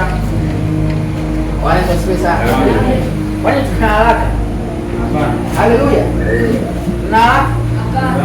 Ndio tuna haraka kama wana wa Israeli. Walikuwa wana haraka kufika Kanaani. Kwa hiyo wakawa hawana misingi mizuri. Wakienda kuna hali wakikutana nazo wanasahau hata walipotoka. Bwana asifiwe sana. Sio walikuwa wana haraka. Kwa hiyo sasa usiwe na haraka sana. Bwana asifiwe sana. Haleluya. Kwa hiyo kama unajisikia unasimama unajinyoosha vizuri. Bwana asifiwe sana. Hii mwisho wa siku tuwe pamoja. Usikuache nyuma. Maana shida ukimwacha wenzako nyuma, kuna siku atakurudisha shati. Haleluya. Kuna siku atakusikia unamwambia mchungaji kwa mzigo, atakwambia wewe, unajua kuhusu mchungaji? Haleluya. Sasa ili usifikie hatua hiyo, lazima tunashikana mashati mikono wote. Tunaenda mbele. Bwana asifiwe sana. Haleluya. Ili asibaki mwenzetu nyuma. Baki mwenzetu nyuma, ndio kuna siku atakuta shati. Haleluya. Amen. Waefeso 1 sura ya 17 mstari wa 17 anasema Mungu wa Bwana wetu Yesu Kristo, Baba wa utukufu, awape ninyi roho ya hekima na ya ufunuo katika kumjua yeye. Bwana asifiwe sana. Mungu wa Bwana wetu Yesu Kristo awape ninyi roho ya hekima na ya ufunuo katika kumjua yeye. Naelewa? May give unto you the spirit of wisdom and the revelation in the knowledge of him. Bwana Yesu asifiwe sana. Alafu anaenda kusema macho ya mioyo yenu yatiwe nuru, mjue tumaini la mwito wake jinsi lilivyo, na utajiri wa utukufu wa urithi wake katika watakatifu jinsi ulivyo. Bwana Yesu asifiwe sana. Nimekueleza kwa habari ya kumwabudu Mungu au kumcha Mungu. Sasa nataka nikuonyeshe kwamba nini kinachotokea kwenye habari ya kumcha Mungu na nini kinachotokea kwenye makanisa yetu na maisha yetu ya Kikristo, kwamba kuna muda tunapoa moto, kuna muda tunapoa, kuna muda yani ni kama vile tunajaribu sasa kufanya kuwa ni kama katiba, yani tunapoishi ni kama katiba, yani kama vile utamaduni. Kwa sababu kuna muda mwingine utamaduni na udhalau unaona kwamba haina maana. Wanasaidia sana. Anasema kwamba ili kumjua yeye, anasema tupewe roho ya hekima na ya ufunuo. Halafu anasema macho yao au macho ya mioyo yenu yatiwe nuru, mjue tumaini la mwito wake jinsi lilivyo, na utajiri wa utukufu wake wa urithi wake katika watakatifu jinsi ulivyo. Bwana asifiwe sana. Na ubora wa ukuu wa uweza wake ndani yetu tuaminio jinsi ulivyo, na kadri ya utendaji wa nguvu zake, nguvu za uweza wake. Bwana asifiwe sana. Kwa hiyo kumjua Mungu kunamtengenezea mwanadamu fursa ya kumwabudu Mungu. Bwana asifiwe sana. Amen.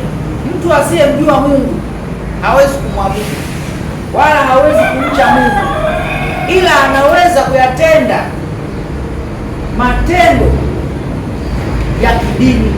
Haleluya.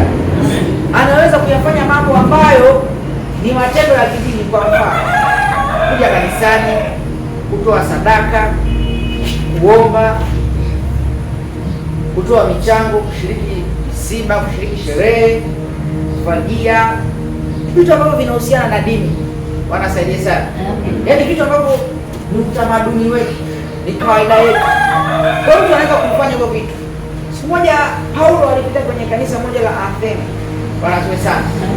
Anasema alipofika kwenye ile kanisa, anasema akashuhudiwa ya kwamba wale watu ni watu wenye bidii sana katika kujishughulisha na mambo ya dini. Wanasifiwe sana. Yaani ni watu ambao wako tayari, kama ni kufa basi kufa kwa ajili ya dini, wako tayari. Kama ni kufa kwa habari ya mambo ya kanisani, wako tayari. Lakini anasema nikiangalia katika madhabahu yenu naona imeandikwa ni kwa Mungu asiyejulikana. Wanasifiwe sana. Haleluya. Amen. Haleluya, watumishi wa Mungu. Amen. Kwa Mungu asiyejulikana. Sasa usije ukakanda siku moja ukajidanganya kwamba kushiriki sana ibada, kufunga sana, kuomba sana kuna maanisha kwamba unamjua Mungu. Bwana Yesu asifiwe sana. Amen. Haleluya. Amen. Kwa sababu kuna watu wanaomba masaa 10, lakini hao ndio watu wa kwanza wenye fitina, wenye chuki, wenye husuda. Wanasaidia sana. Amen. Ndio wasengenyaji, ndio wakatishaji tamaa. Wanasifiwe sana. Amen. Kwa hiyo hatuwezi kusema hiyo sifa ya kwanza. Wanasifiwe sana. Amen. Siku moja watu wawili wameenda kusali. Tunashukuru kwamba watu wa kanisani walikwenda kusali. Yesu anasema ya kwamba mmoja alikuwa anaonekana kabisa huyu ana sifa nzuri sana za kuwa mcha Mungu. Maana huyu mtu ni mtu ambaye alikuwa anafunga mara 2 kwa juma, ni mtu ambaye alikuwa anatoa zaka. Yaani kwa habari ya kanisani mwambiki. Haleluya. Amen.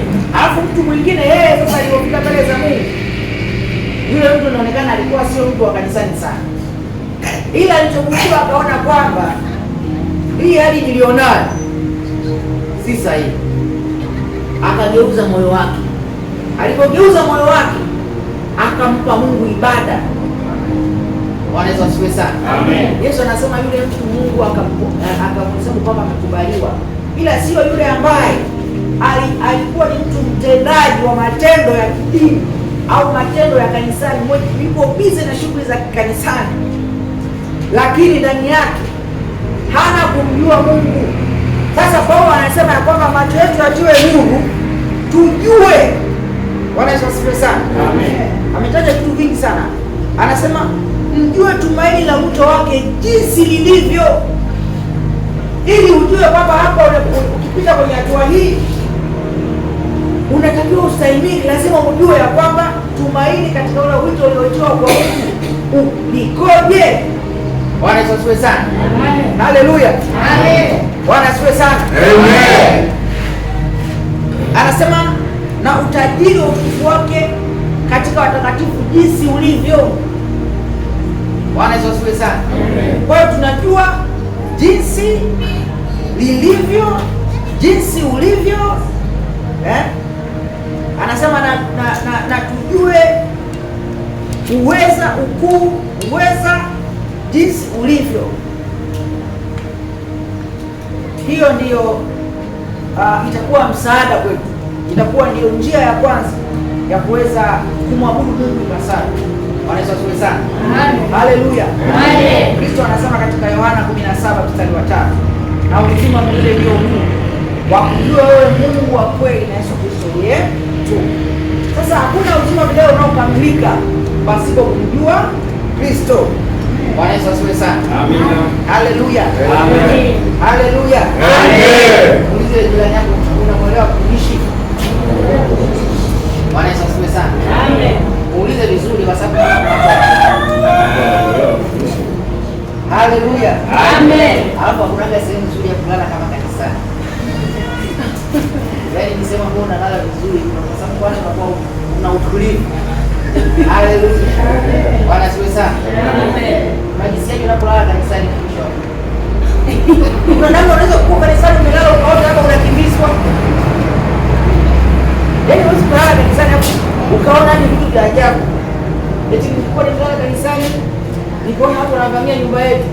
Huwezi kuota chochote. Bwana Yesu asifiwe sana. Amen. Haleluya. Amen. Kwa hiyo sishangai kwa nini kuna mtu anaweza kalala lakini sikushauri. Bwana asifiwe sana. Amen. Maana vita vyetu hasa tuko katika ufahamu. Yaani shetani anaweza katuhusu tukaomba sana, tukalia sana, tukatoa sana lakini anachodili na sisi ni ufahamu. Bwana Yesu asifiwe sana. Amen. Haleluya. Amen. Ndio maana hapa anasema tupate roho ya hekima na ufunuo katika kumjua Mungu. Bwana Yesu asifiwe sana. Kwa nini tunahitaji roho ya hekima na ufunuo katika kumjua Mungu? Mathayo sura ya 7 mstari wa 13 na wa 14. Bwana Yesu asifiwe sana. Tunakaribia kumaliza. Sijasema mtumishi anahubiri sana jamani. Kesho mimi sina. Kesho tutakuja watumishi. Kesho tutakuwa na mikate.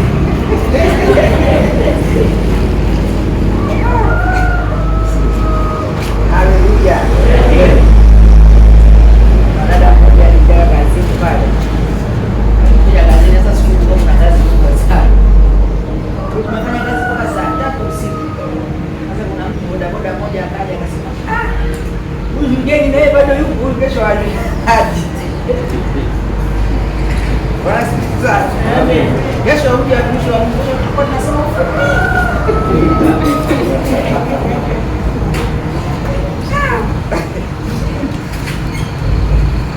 Mathayo ile unajua Yesu alikuwa anafundisha sana. Amina. Sababu kama watu walikuwa mpaka mitume wanawaonea huruma, wanaonekana walikuwa wanasimulia sana. Bwana wako wana njaa. Waruhusu waende wakale. Yesu akamwambia wapeni hii chakula. Haleluya. Amen. Kwa hiyo kuona una njaa sana unasinzia na kuagizia hapo kitimoto. Haleluya.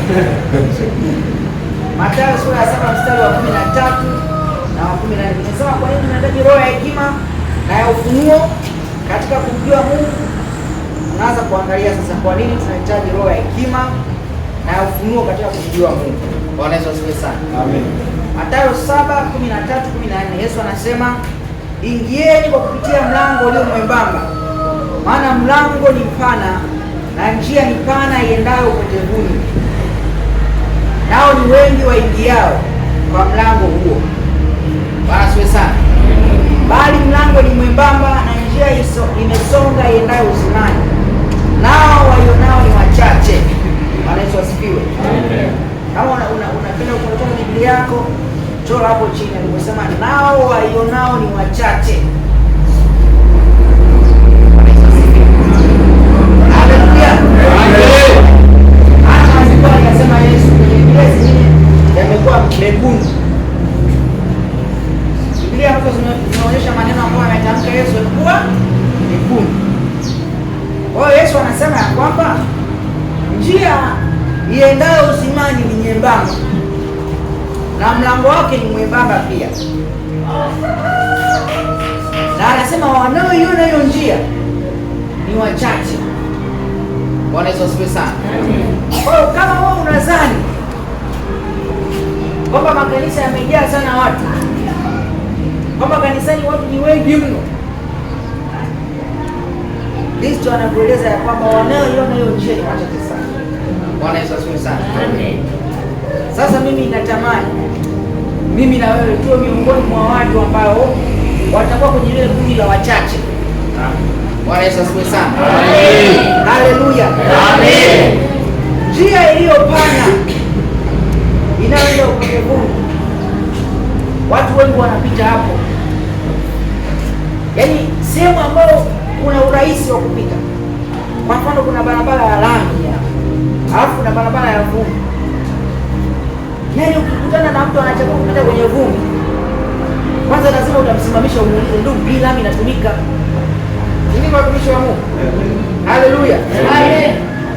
Sasa Yesu anatuambia kwamba njia njia inayoenda uzimani ni nyembamba na imesonga, lakini neno potevuni ni pana, yaani ni njia ambayo unatembea unapojisikia unajimwaga, kwa sababu una uhakika huko hakuna mtaro wala huko hakuna mtaro.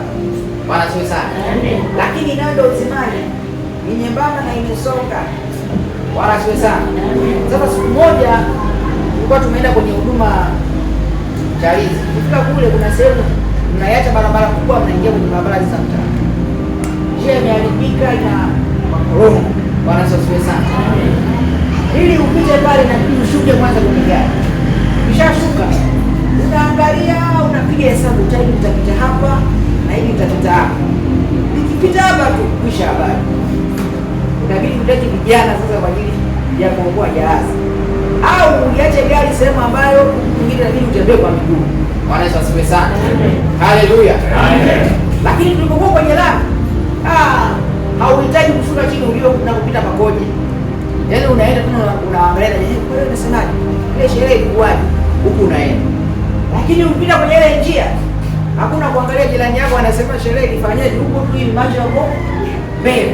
Bwana Yesu asifiwe sana. Haleluya. Amen. Najaribu kuonyesha njia tunayopitia. Haleluya. Amen. Kwa hiyo sasa njia tunayopitia inahitaji watu wenye akili nyingi. Inahitaji watu wenye hekima nyingi. Inahitaji watu wenye ufunuo. Bwana Yesu asifiwe sana. Haleluya. Roho ya ufunuo maana yake ni roho ya ufunuo maana yake ni urahisi kwako wa kumsikia Mungu. Unamsikia Mungu kwa kusoma maandiko, unamsikia Mungu kwa kusikiliza mahubiri, unamsikia Mungu kwa kuangalia mazingira, unamsikia Mungu kwa kuishi unapoishi, yani maisha unayoishi, tafakari yako, una sauti ya Mungu pale. Bwana Yesu asifiwe sana. Sasa unahitaji mafunuo, unahitaji Mungu akufunulie kwamba hii maana yake nini. Bwana Yesu asifiwe sana. Umekaa mahali ambapo umekaa umetulia zako na tafakari, unaona kuna mtu anapita anauza karanga, kuna mtu mwingine anapita anauza machungwa, kuna mwingine anapita anatembea. Unatakiwa upate tafakuri, utafakari kitu pale, usikie Mungu anakuambia nini. Bwana Yesu asifiwe sana. Haleluya. Haleluya, tumishi wa Mungu.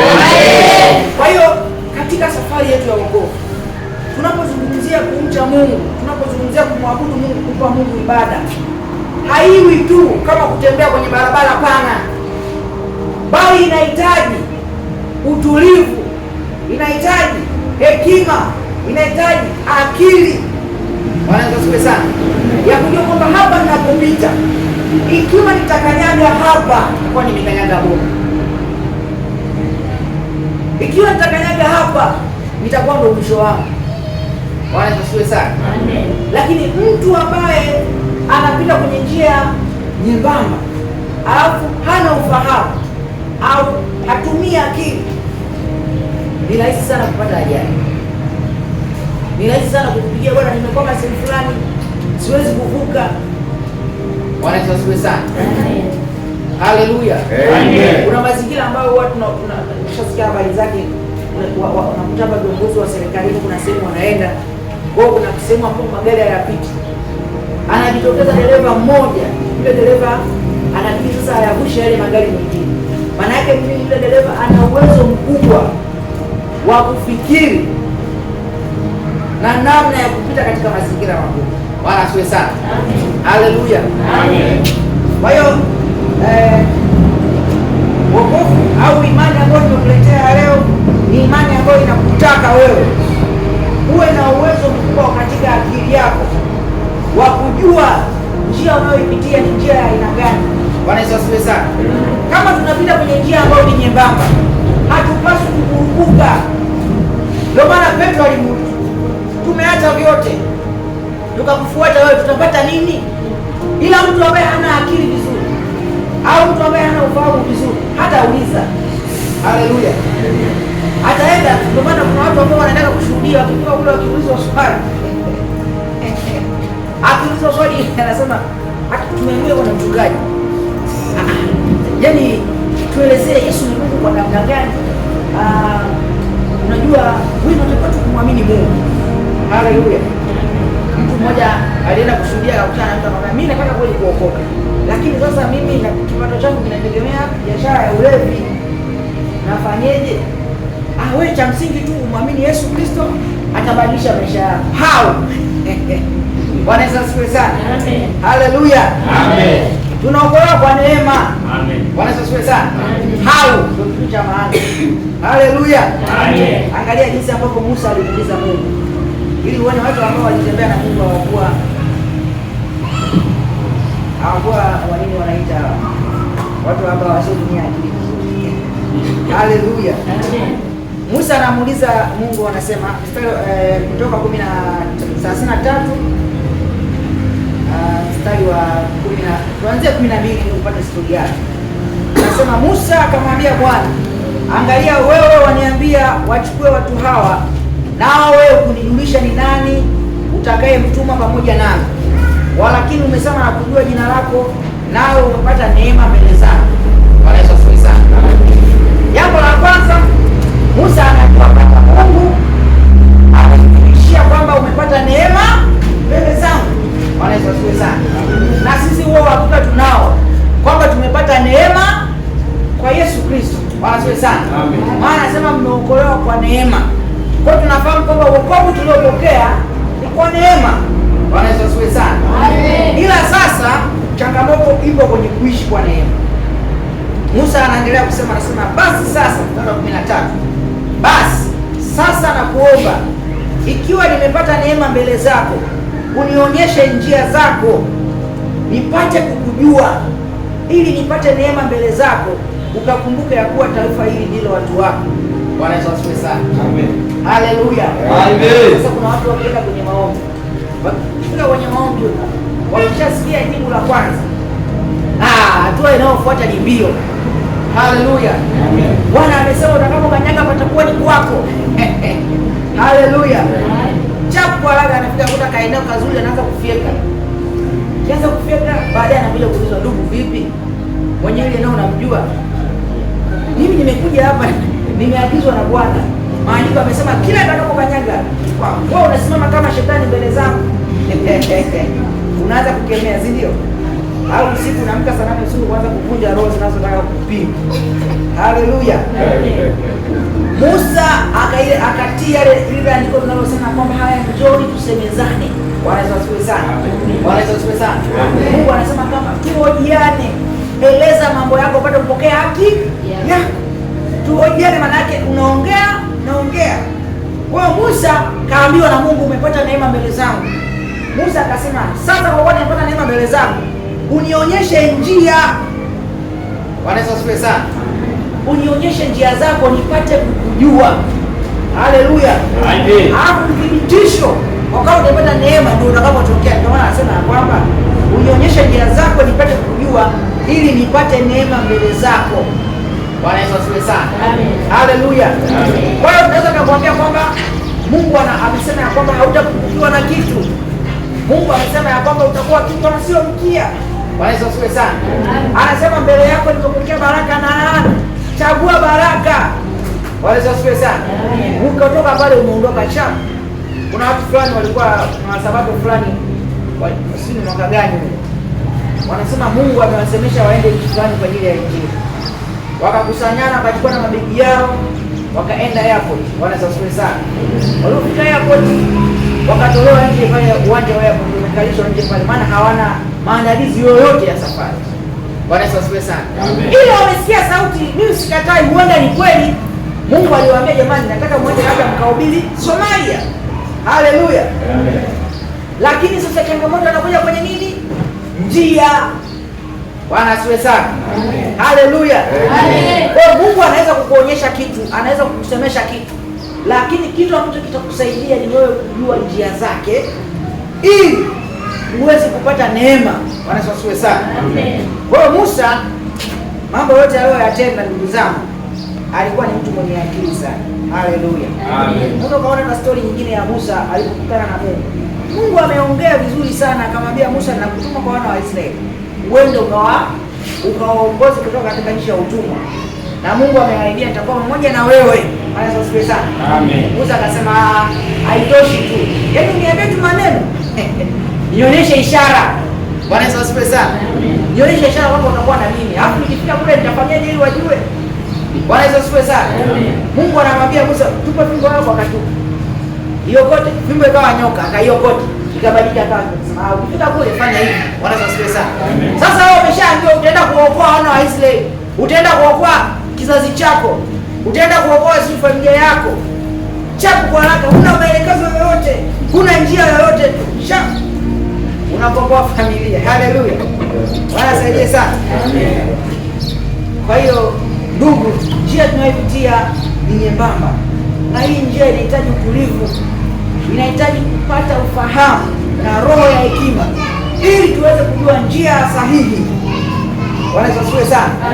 Njia sahihi za kumjua Mungu. Bwana Yesu asifiwe sana.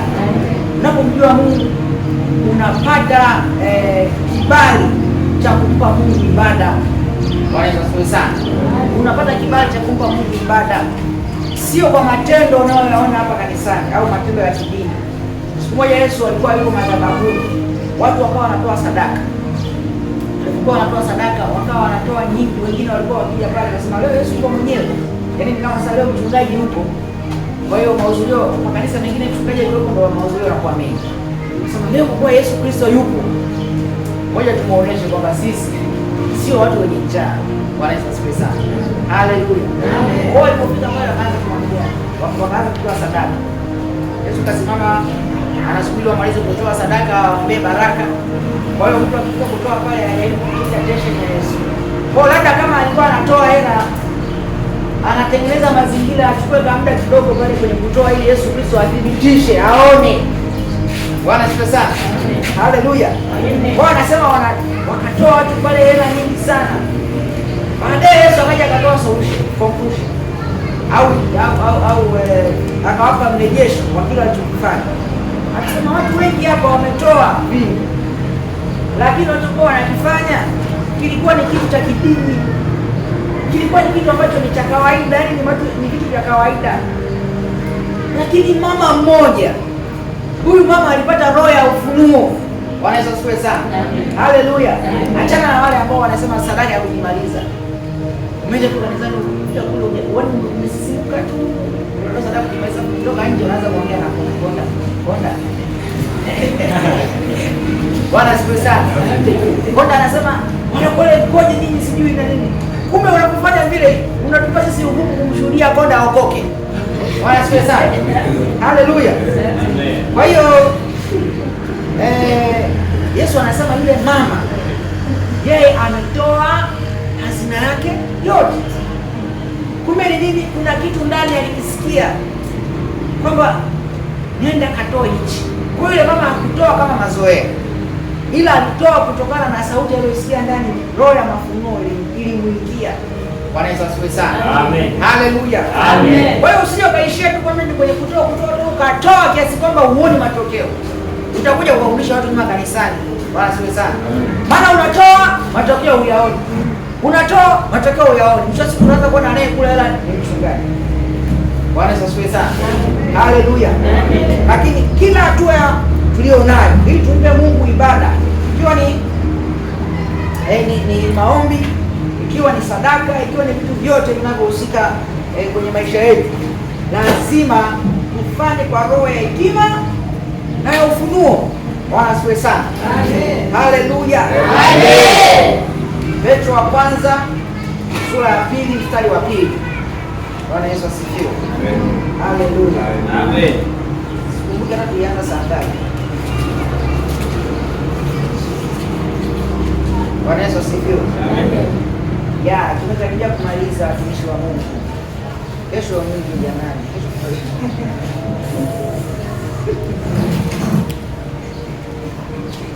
Mchungaji anapigia simu sasa baba.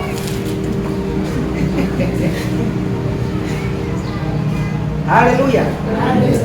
Anasema kama watoto wachanga waliozaliwa sasa yatamanini maziwa ya akili yasiyogoshiwa, ili kwa hayo mpate kukulia wokovu. Bwana Yesu asifiwe sana. Amen. Umeona watumishi wa Mungu leo? Wengine wanasema yatamanini maziwa ya asili. Sio maziwa ya asili watumishi, maziwa ya akili. Bwana Yesu asifiwe sana. Amen. Ili mpate kukulia wokovu. Bwana Yesu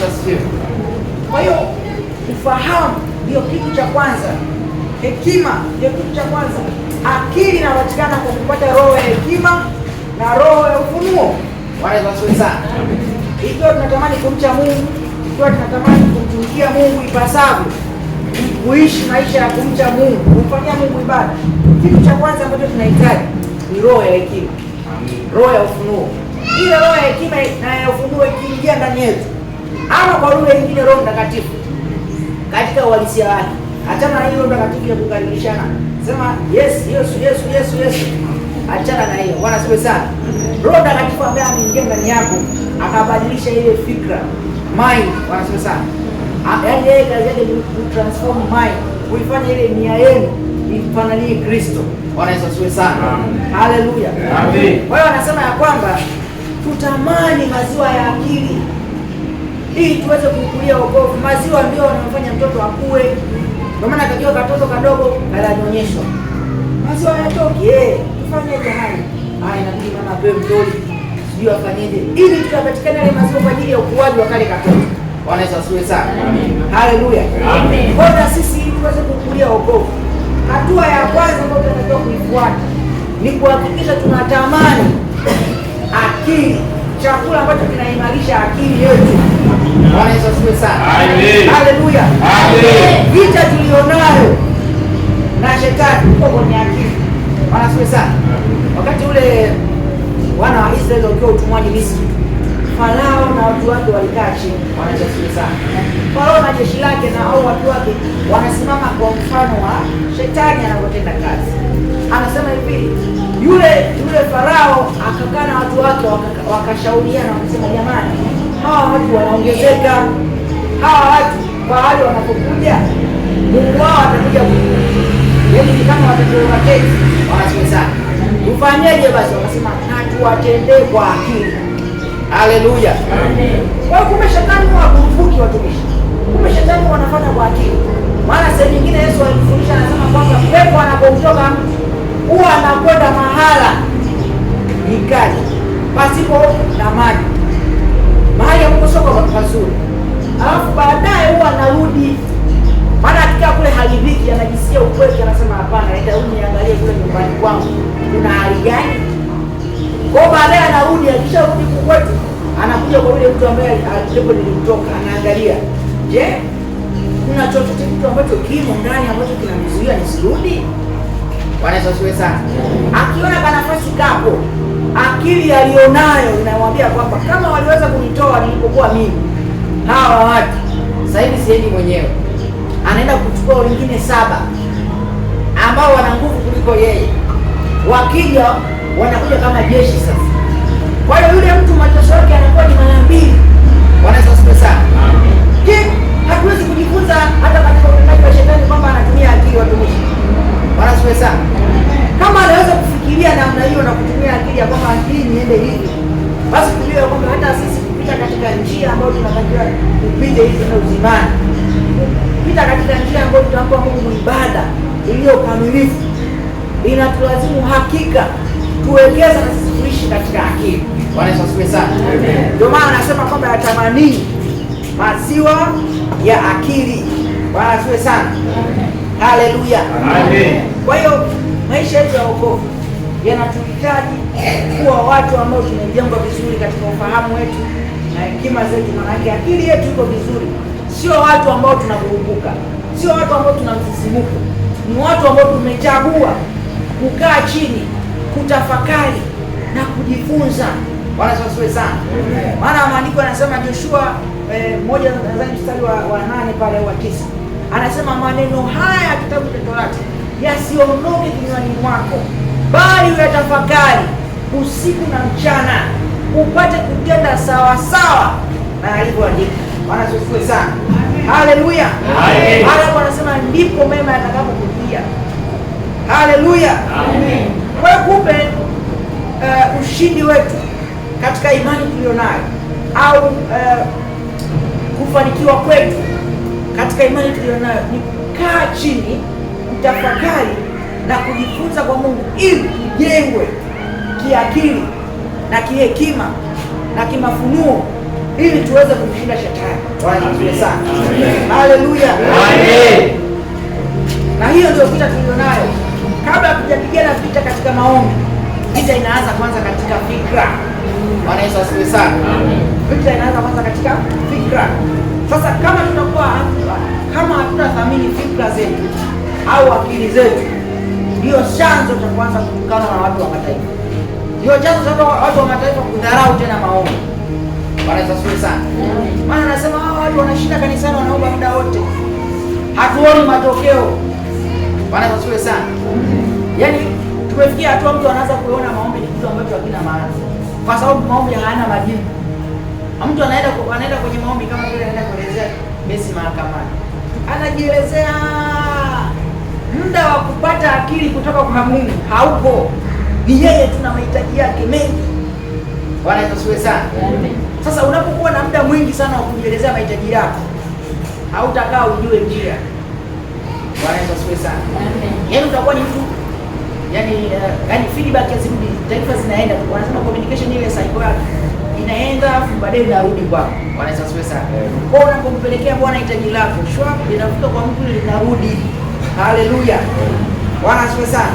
Amen. Baadhi ya mifano ambayo tunaweza kuangalia ni kwa Daniel. Bwana Yesu asifiwe sana. Amen.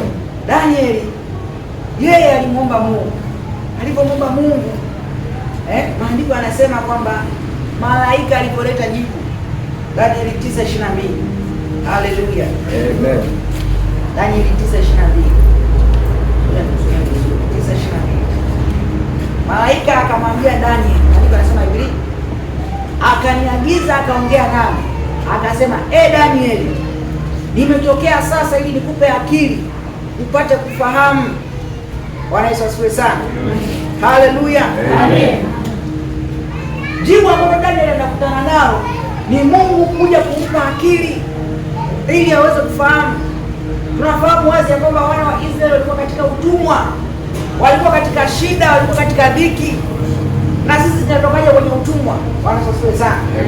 Tunatoka kwenye utumwa kwa kuwa na akili au ufahamu. Bwana Yesu asifiwe sana. Haleluya.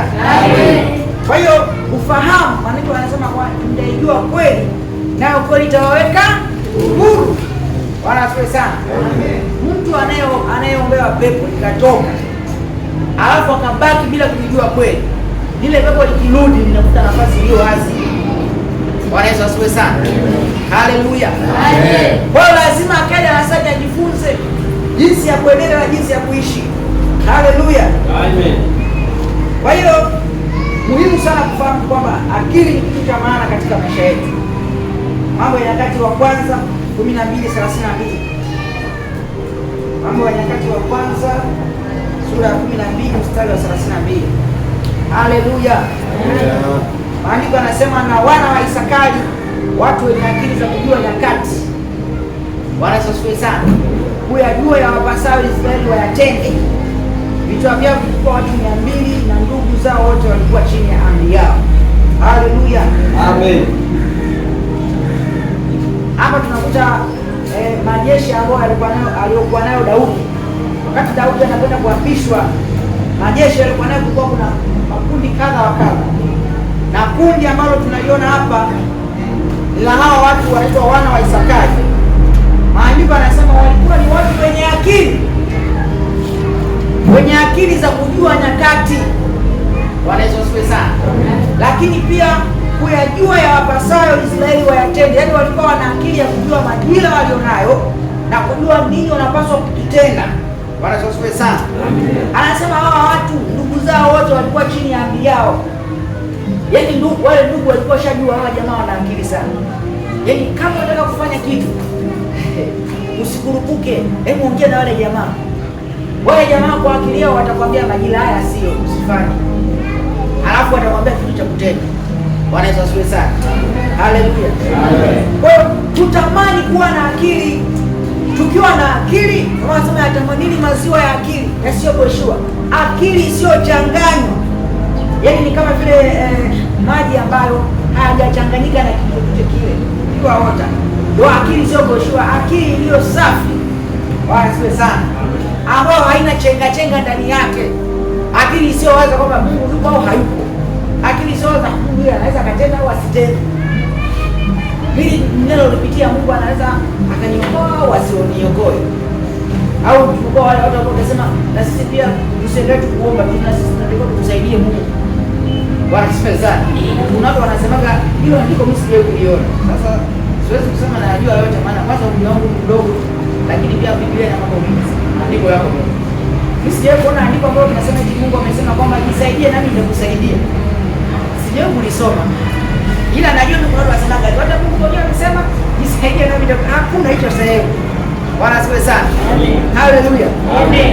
Kitendo cha wewe kujiweka mbele afu Mungu nyuma yako, maana yake ile neno Bwana na Mwokozi wa maisha yako halifanyi kazi. Bwana asaidie sana.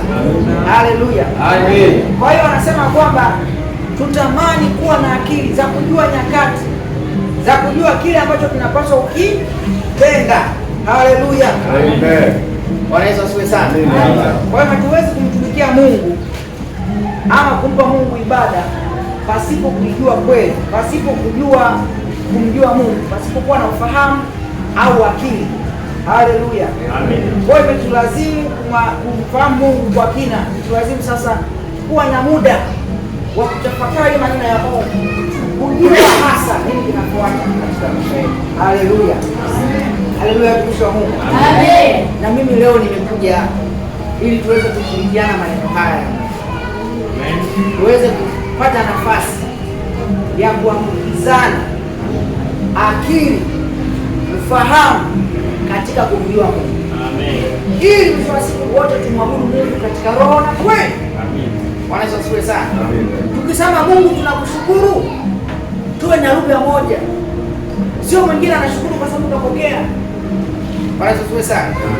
Ila tukisema tunakushukuru Mungu tunamaanisha tumepata au hatujapata, ila tunamshukuru Mungu.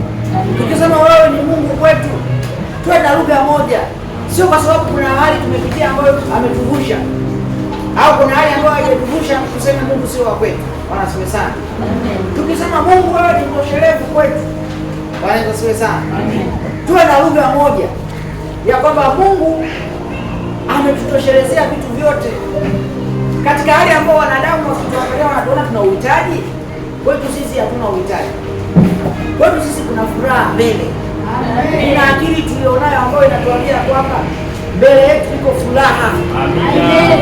Kwa hiyo tunapita kwenye shida, tunapita kwenye raha, tunapita kwenye changamoto, tunapita kwenye ushindi, yote katika yote tunajua kwamba mbele yetu kuna furaha ya ushindi.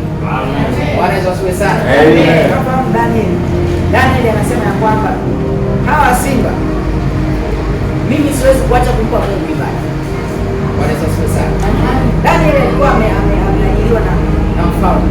Kwa anaajiriwa na mfalme, alikuwa anafanya kazi na watu wawili, walikuwa jumla kwa watatu. Ila Daniel maandiko anasema alikuwa na roho bora. Kwa hiyo alikuwa na utendaji mkubwa zaidi, mzuri zaidi kuliko wenzake. Haleluya. Kwa hiyo wakamuonea wivu, wakamuonea fitna. Huyu jamaa anajituma sana, anafanya vitu kwa usahihi sana. Kwa hiyo kuna namna fulani anapata na utukufu. Wakasema sasa tukishagundua siri yake nini, anampa sana Mungu ibada.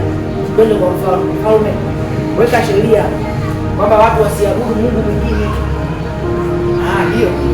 Sasa yule mfalme akawa hataki kukubali, ila mwisho wa siku ikabidi wakubaliane na jamii yao. Akaweka sheria. Weka sheria. Daniel anasema ya kwamba mimi sitaacha kumwabudu Mungu. Na sio kwa maneno tu, akatenda. Akaendelea kumwabudu Mungu. Na hukumu yake ikafikia anatakiwa tu katika tundu la simba. Bwana asifiwe sana. Amen. Daniel ameenda kutupa tundu la simba, anasema ya kwamba mimi niko tayari kumwabudu Mungu hata kama nikitupwa kwenye tundu la simba. Ikitokea nimeliwa, bado Mungu atabaki kuwa Mungu kwangu. Amen. Ikitokea sijaliwa, bado Mungu atabaki kuwa Mungu kwangu. Amen. Bwana asifiwe sana. Amen. Haleluya. Amen. Sasa mtu ambaye hana akili isiyogoshiwa hawezi kuwaza kitu wala hawezi kukiri hicho kitu. Bwana asifiwe sana. Haleluya. Amen. Kuna kastori kamoja huwa nakasikia wanasema kwamba siku moja si watu walikuwa kanisani. Kwa kuna watu ambao pale kanisani walifanya kama majambazi. Wakaingia ghafla na bunduki. Watu wote chini. Haya, anayetaka kwenda mbinguni anyanyuke. wameshika bunduki. Kila mtu anaanza kusema yaani wajua hivi na makusudi mengi Mungu ameweka mbele yangu. Nataka niende kufanya mkutano ya Injili. Kwa watu wote wakalala. Kimya. Baadaye wale jamaa wakatoa vile maski yao, wakamwambia mchungaji, hauna mshirika hapa. Hamna mshirika hapa. Wanapesa. Sasa ni kitu cha kawaida kwa sababu kwani ukiwa huko kwenye hali fulani unaweza ukadhani kwamba ni kawaida tu kusema kwamba Bwana ndiye mchungaji wako. Haleluya. Mungu ninakuabudu na kushukuru. Ila kuna mazingira ukipitia ile Bwana inakufunza kwa hata kwa hili. Yaani unatetemeka. Bwana asifiwe sana. Yaani inakuwa ni ngumu kutamka. Mpaka pale ambapo unapofikia hatua ya kuwa na ukomavu wa kumjua Mungu. Bwana asifiwe sana. Na tunasema kwamba kumjua Mungu tunamjua Mungu kwa kupata roho ya mafunuo na hekima. Ufahamu wetu au akili yetu inaongezeka. Haleluya. Maana vita vyetu tunafanya katika ufahamu, katika akili. Bwana asifiwe sana.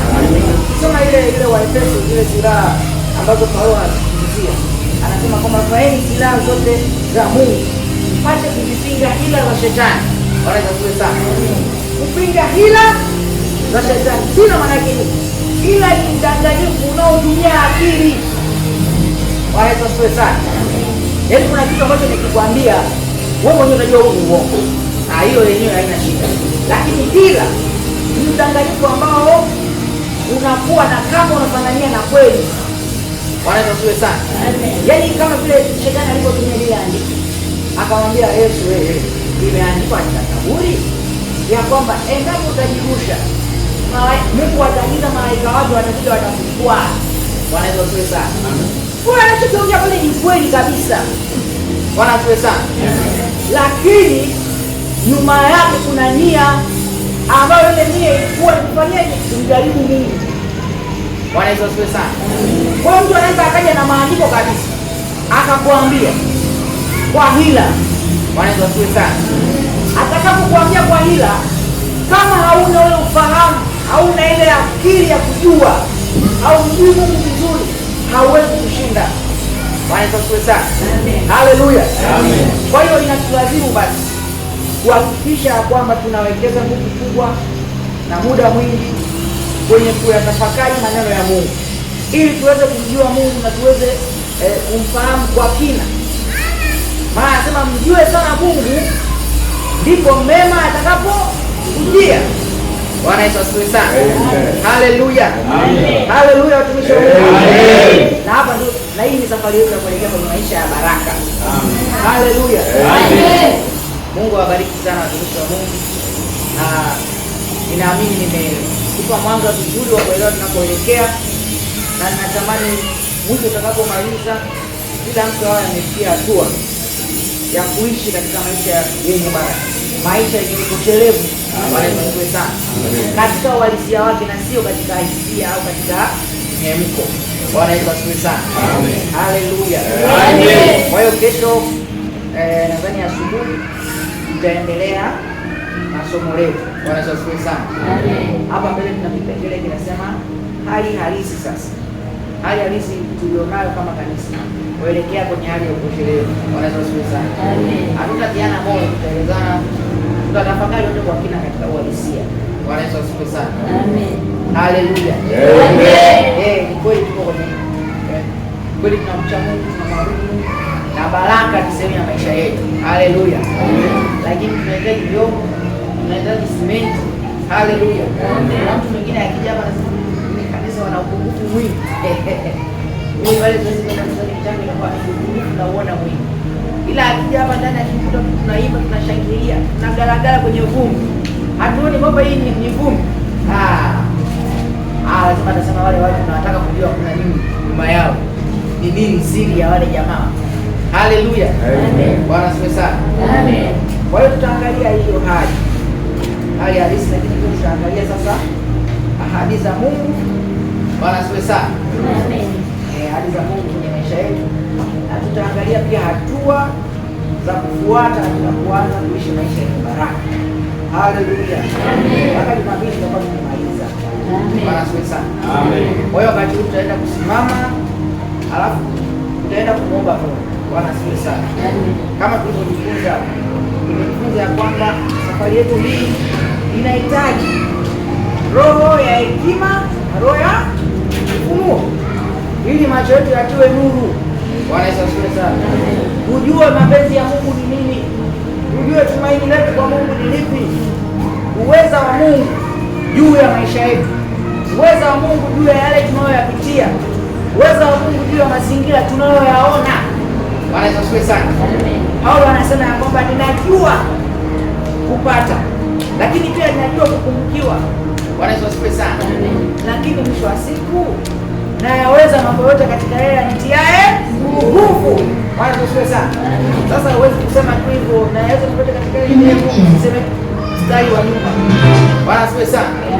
Lazima upite kwenye mazingira ya kupungukiwa na mazingira ya kutokupungukiwa, lakini katika yote ujue ya kwamba unayaweza mambo yote katika yeye anitiaye nguvu. Ashukuriwe Mungu awezaye kutenda mambo. Bwana asifiwe sana. Kwa kadri ya nguvu iliyomo ndani yetu. Haleluya. Bwana asifiwe sana. Kwa hiyo twende tumuombe Mungu kwa nafasi ambayo ametupa, roho ya hekima na maarifa, maana huo ndio msingi wa kwanza wa kumjua Mungu. Mungu atusaidie na achilie neema yake kwa kujaza roho wake huyu mtakatifu, ili atusaidie kupata ile roho ya hekima na maarifa. Bwana asifiwe sana. Haya, karibuni watumishi wa Mungu wanaojua kuimba. Bwana asifiwe sana.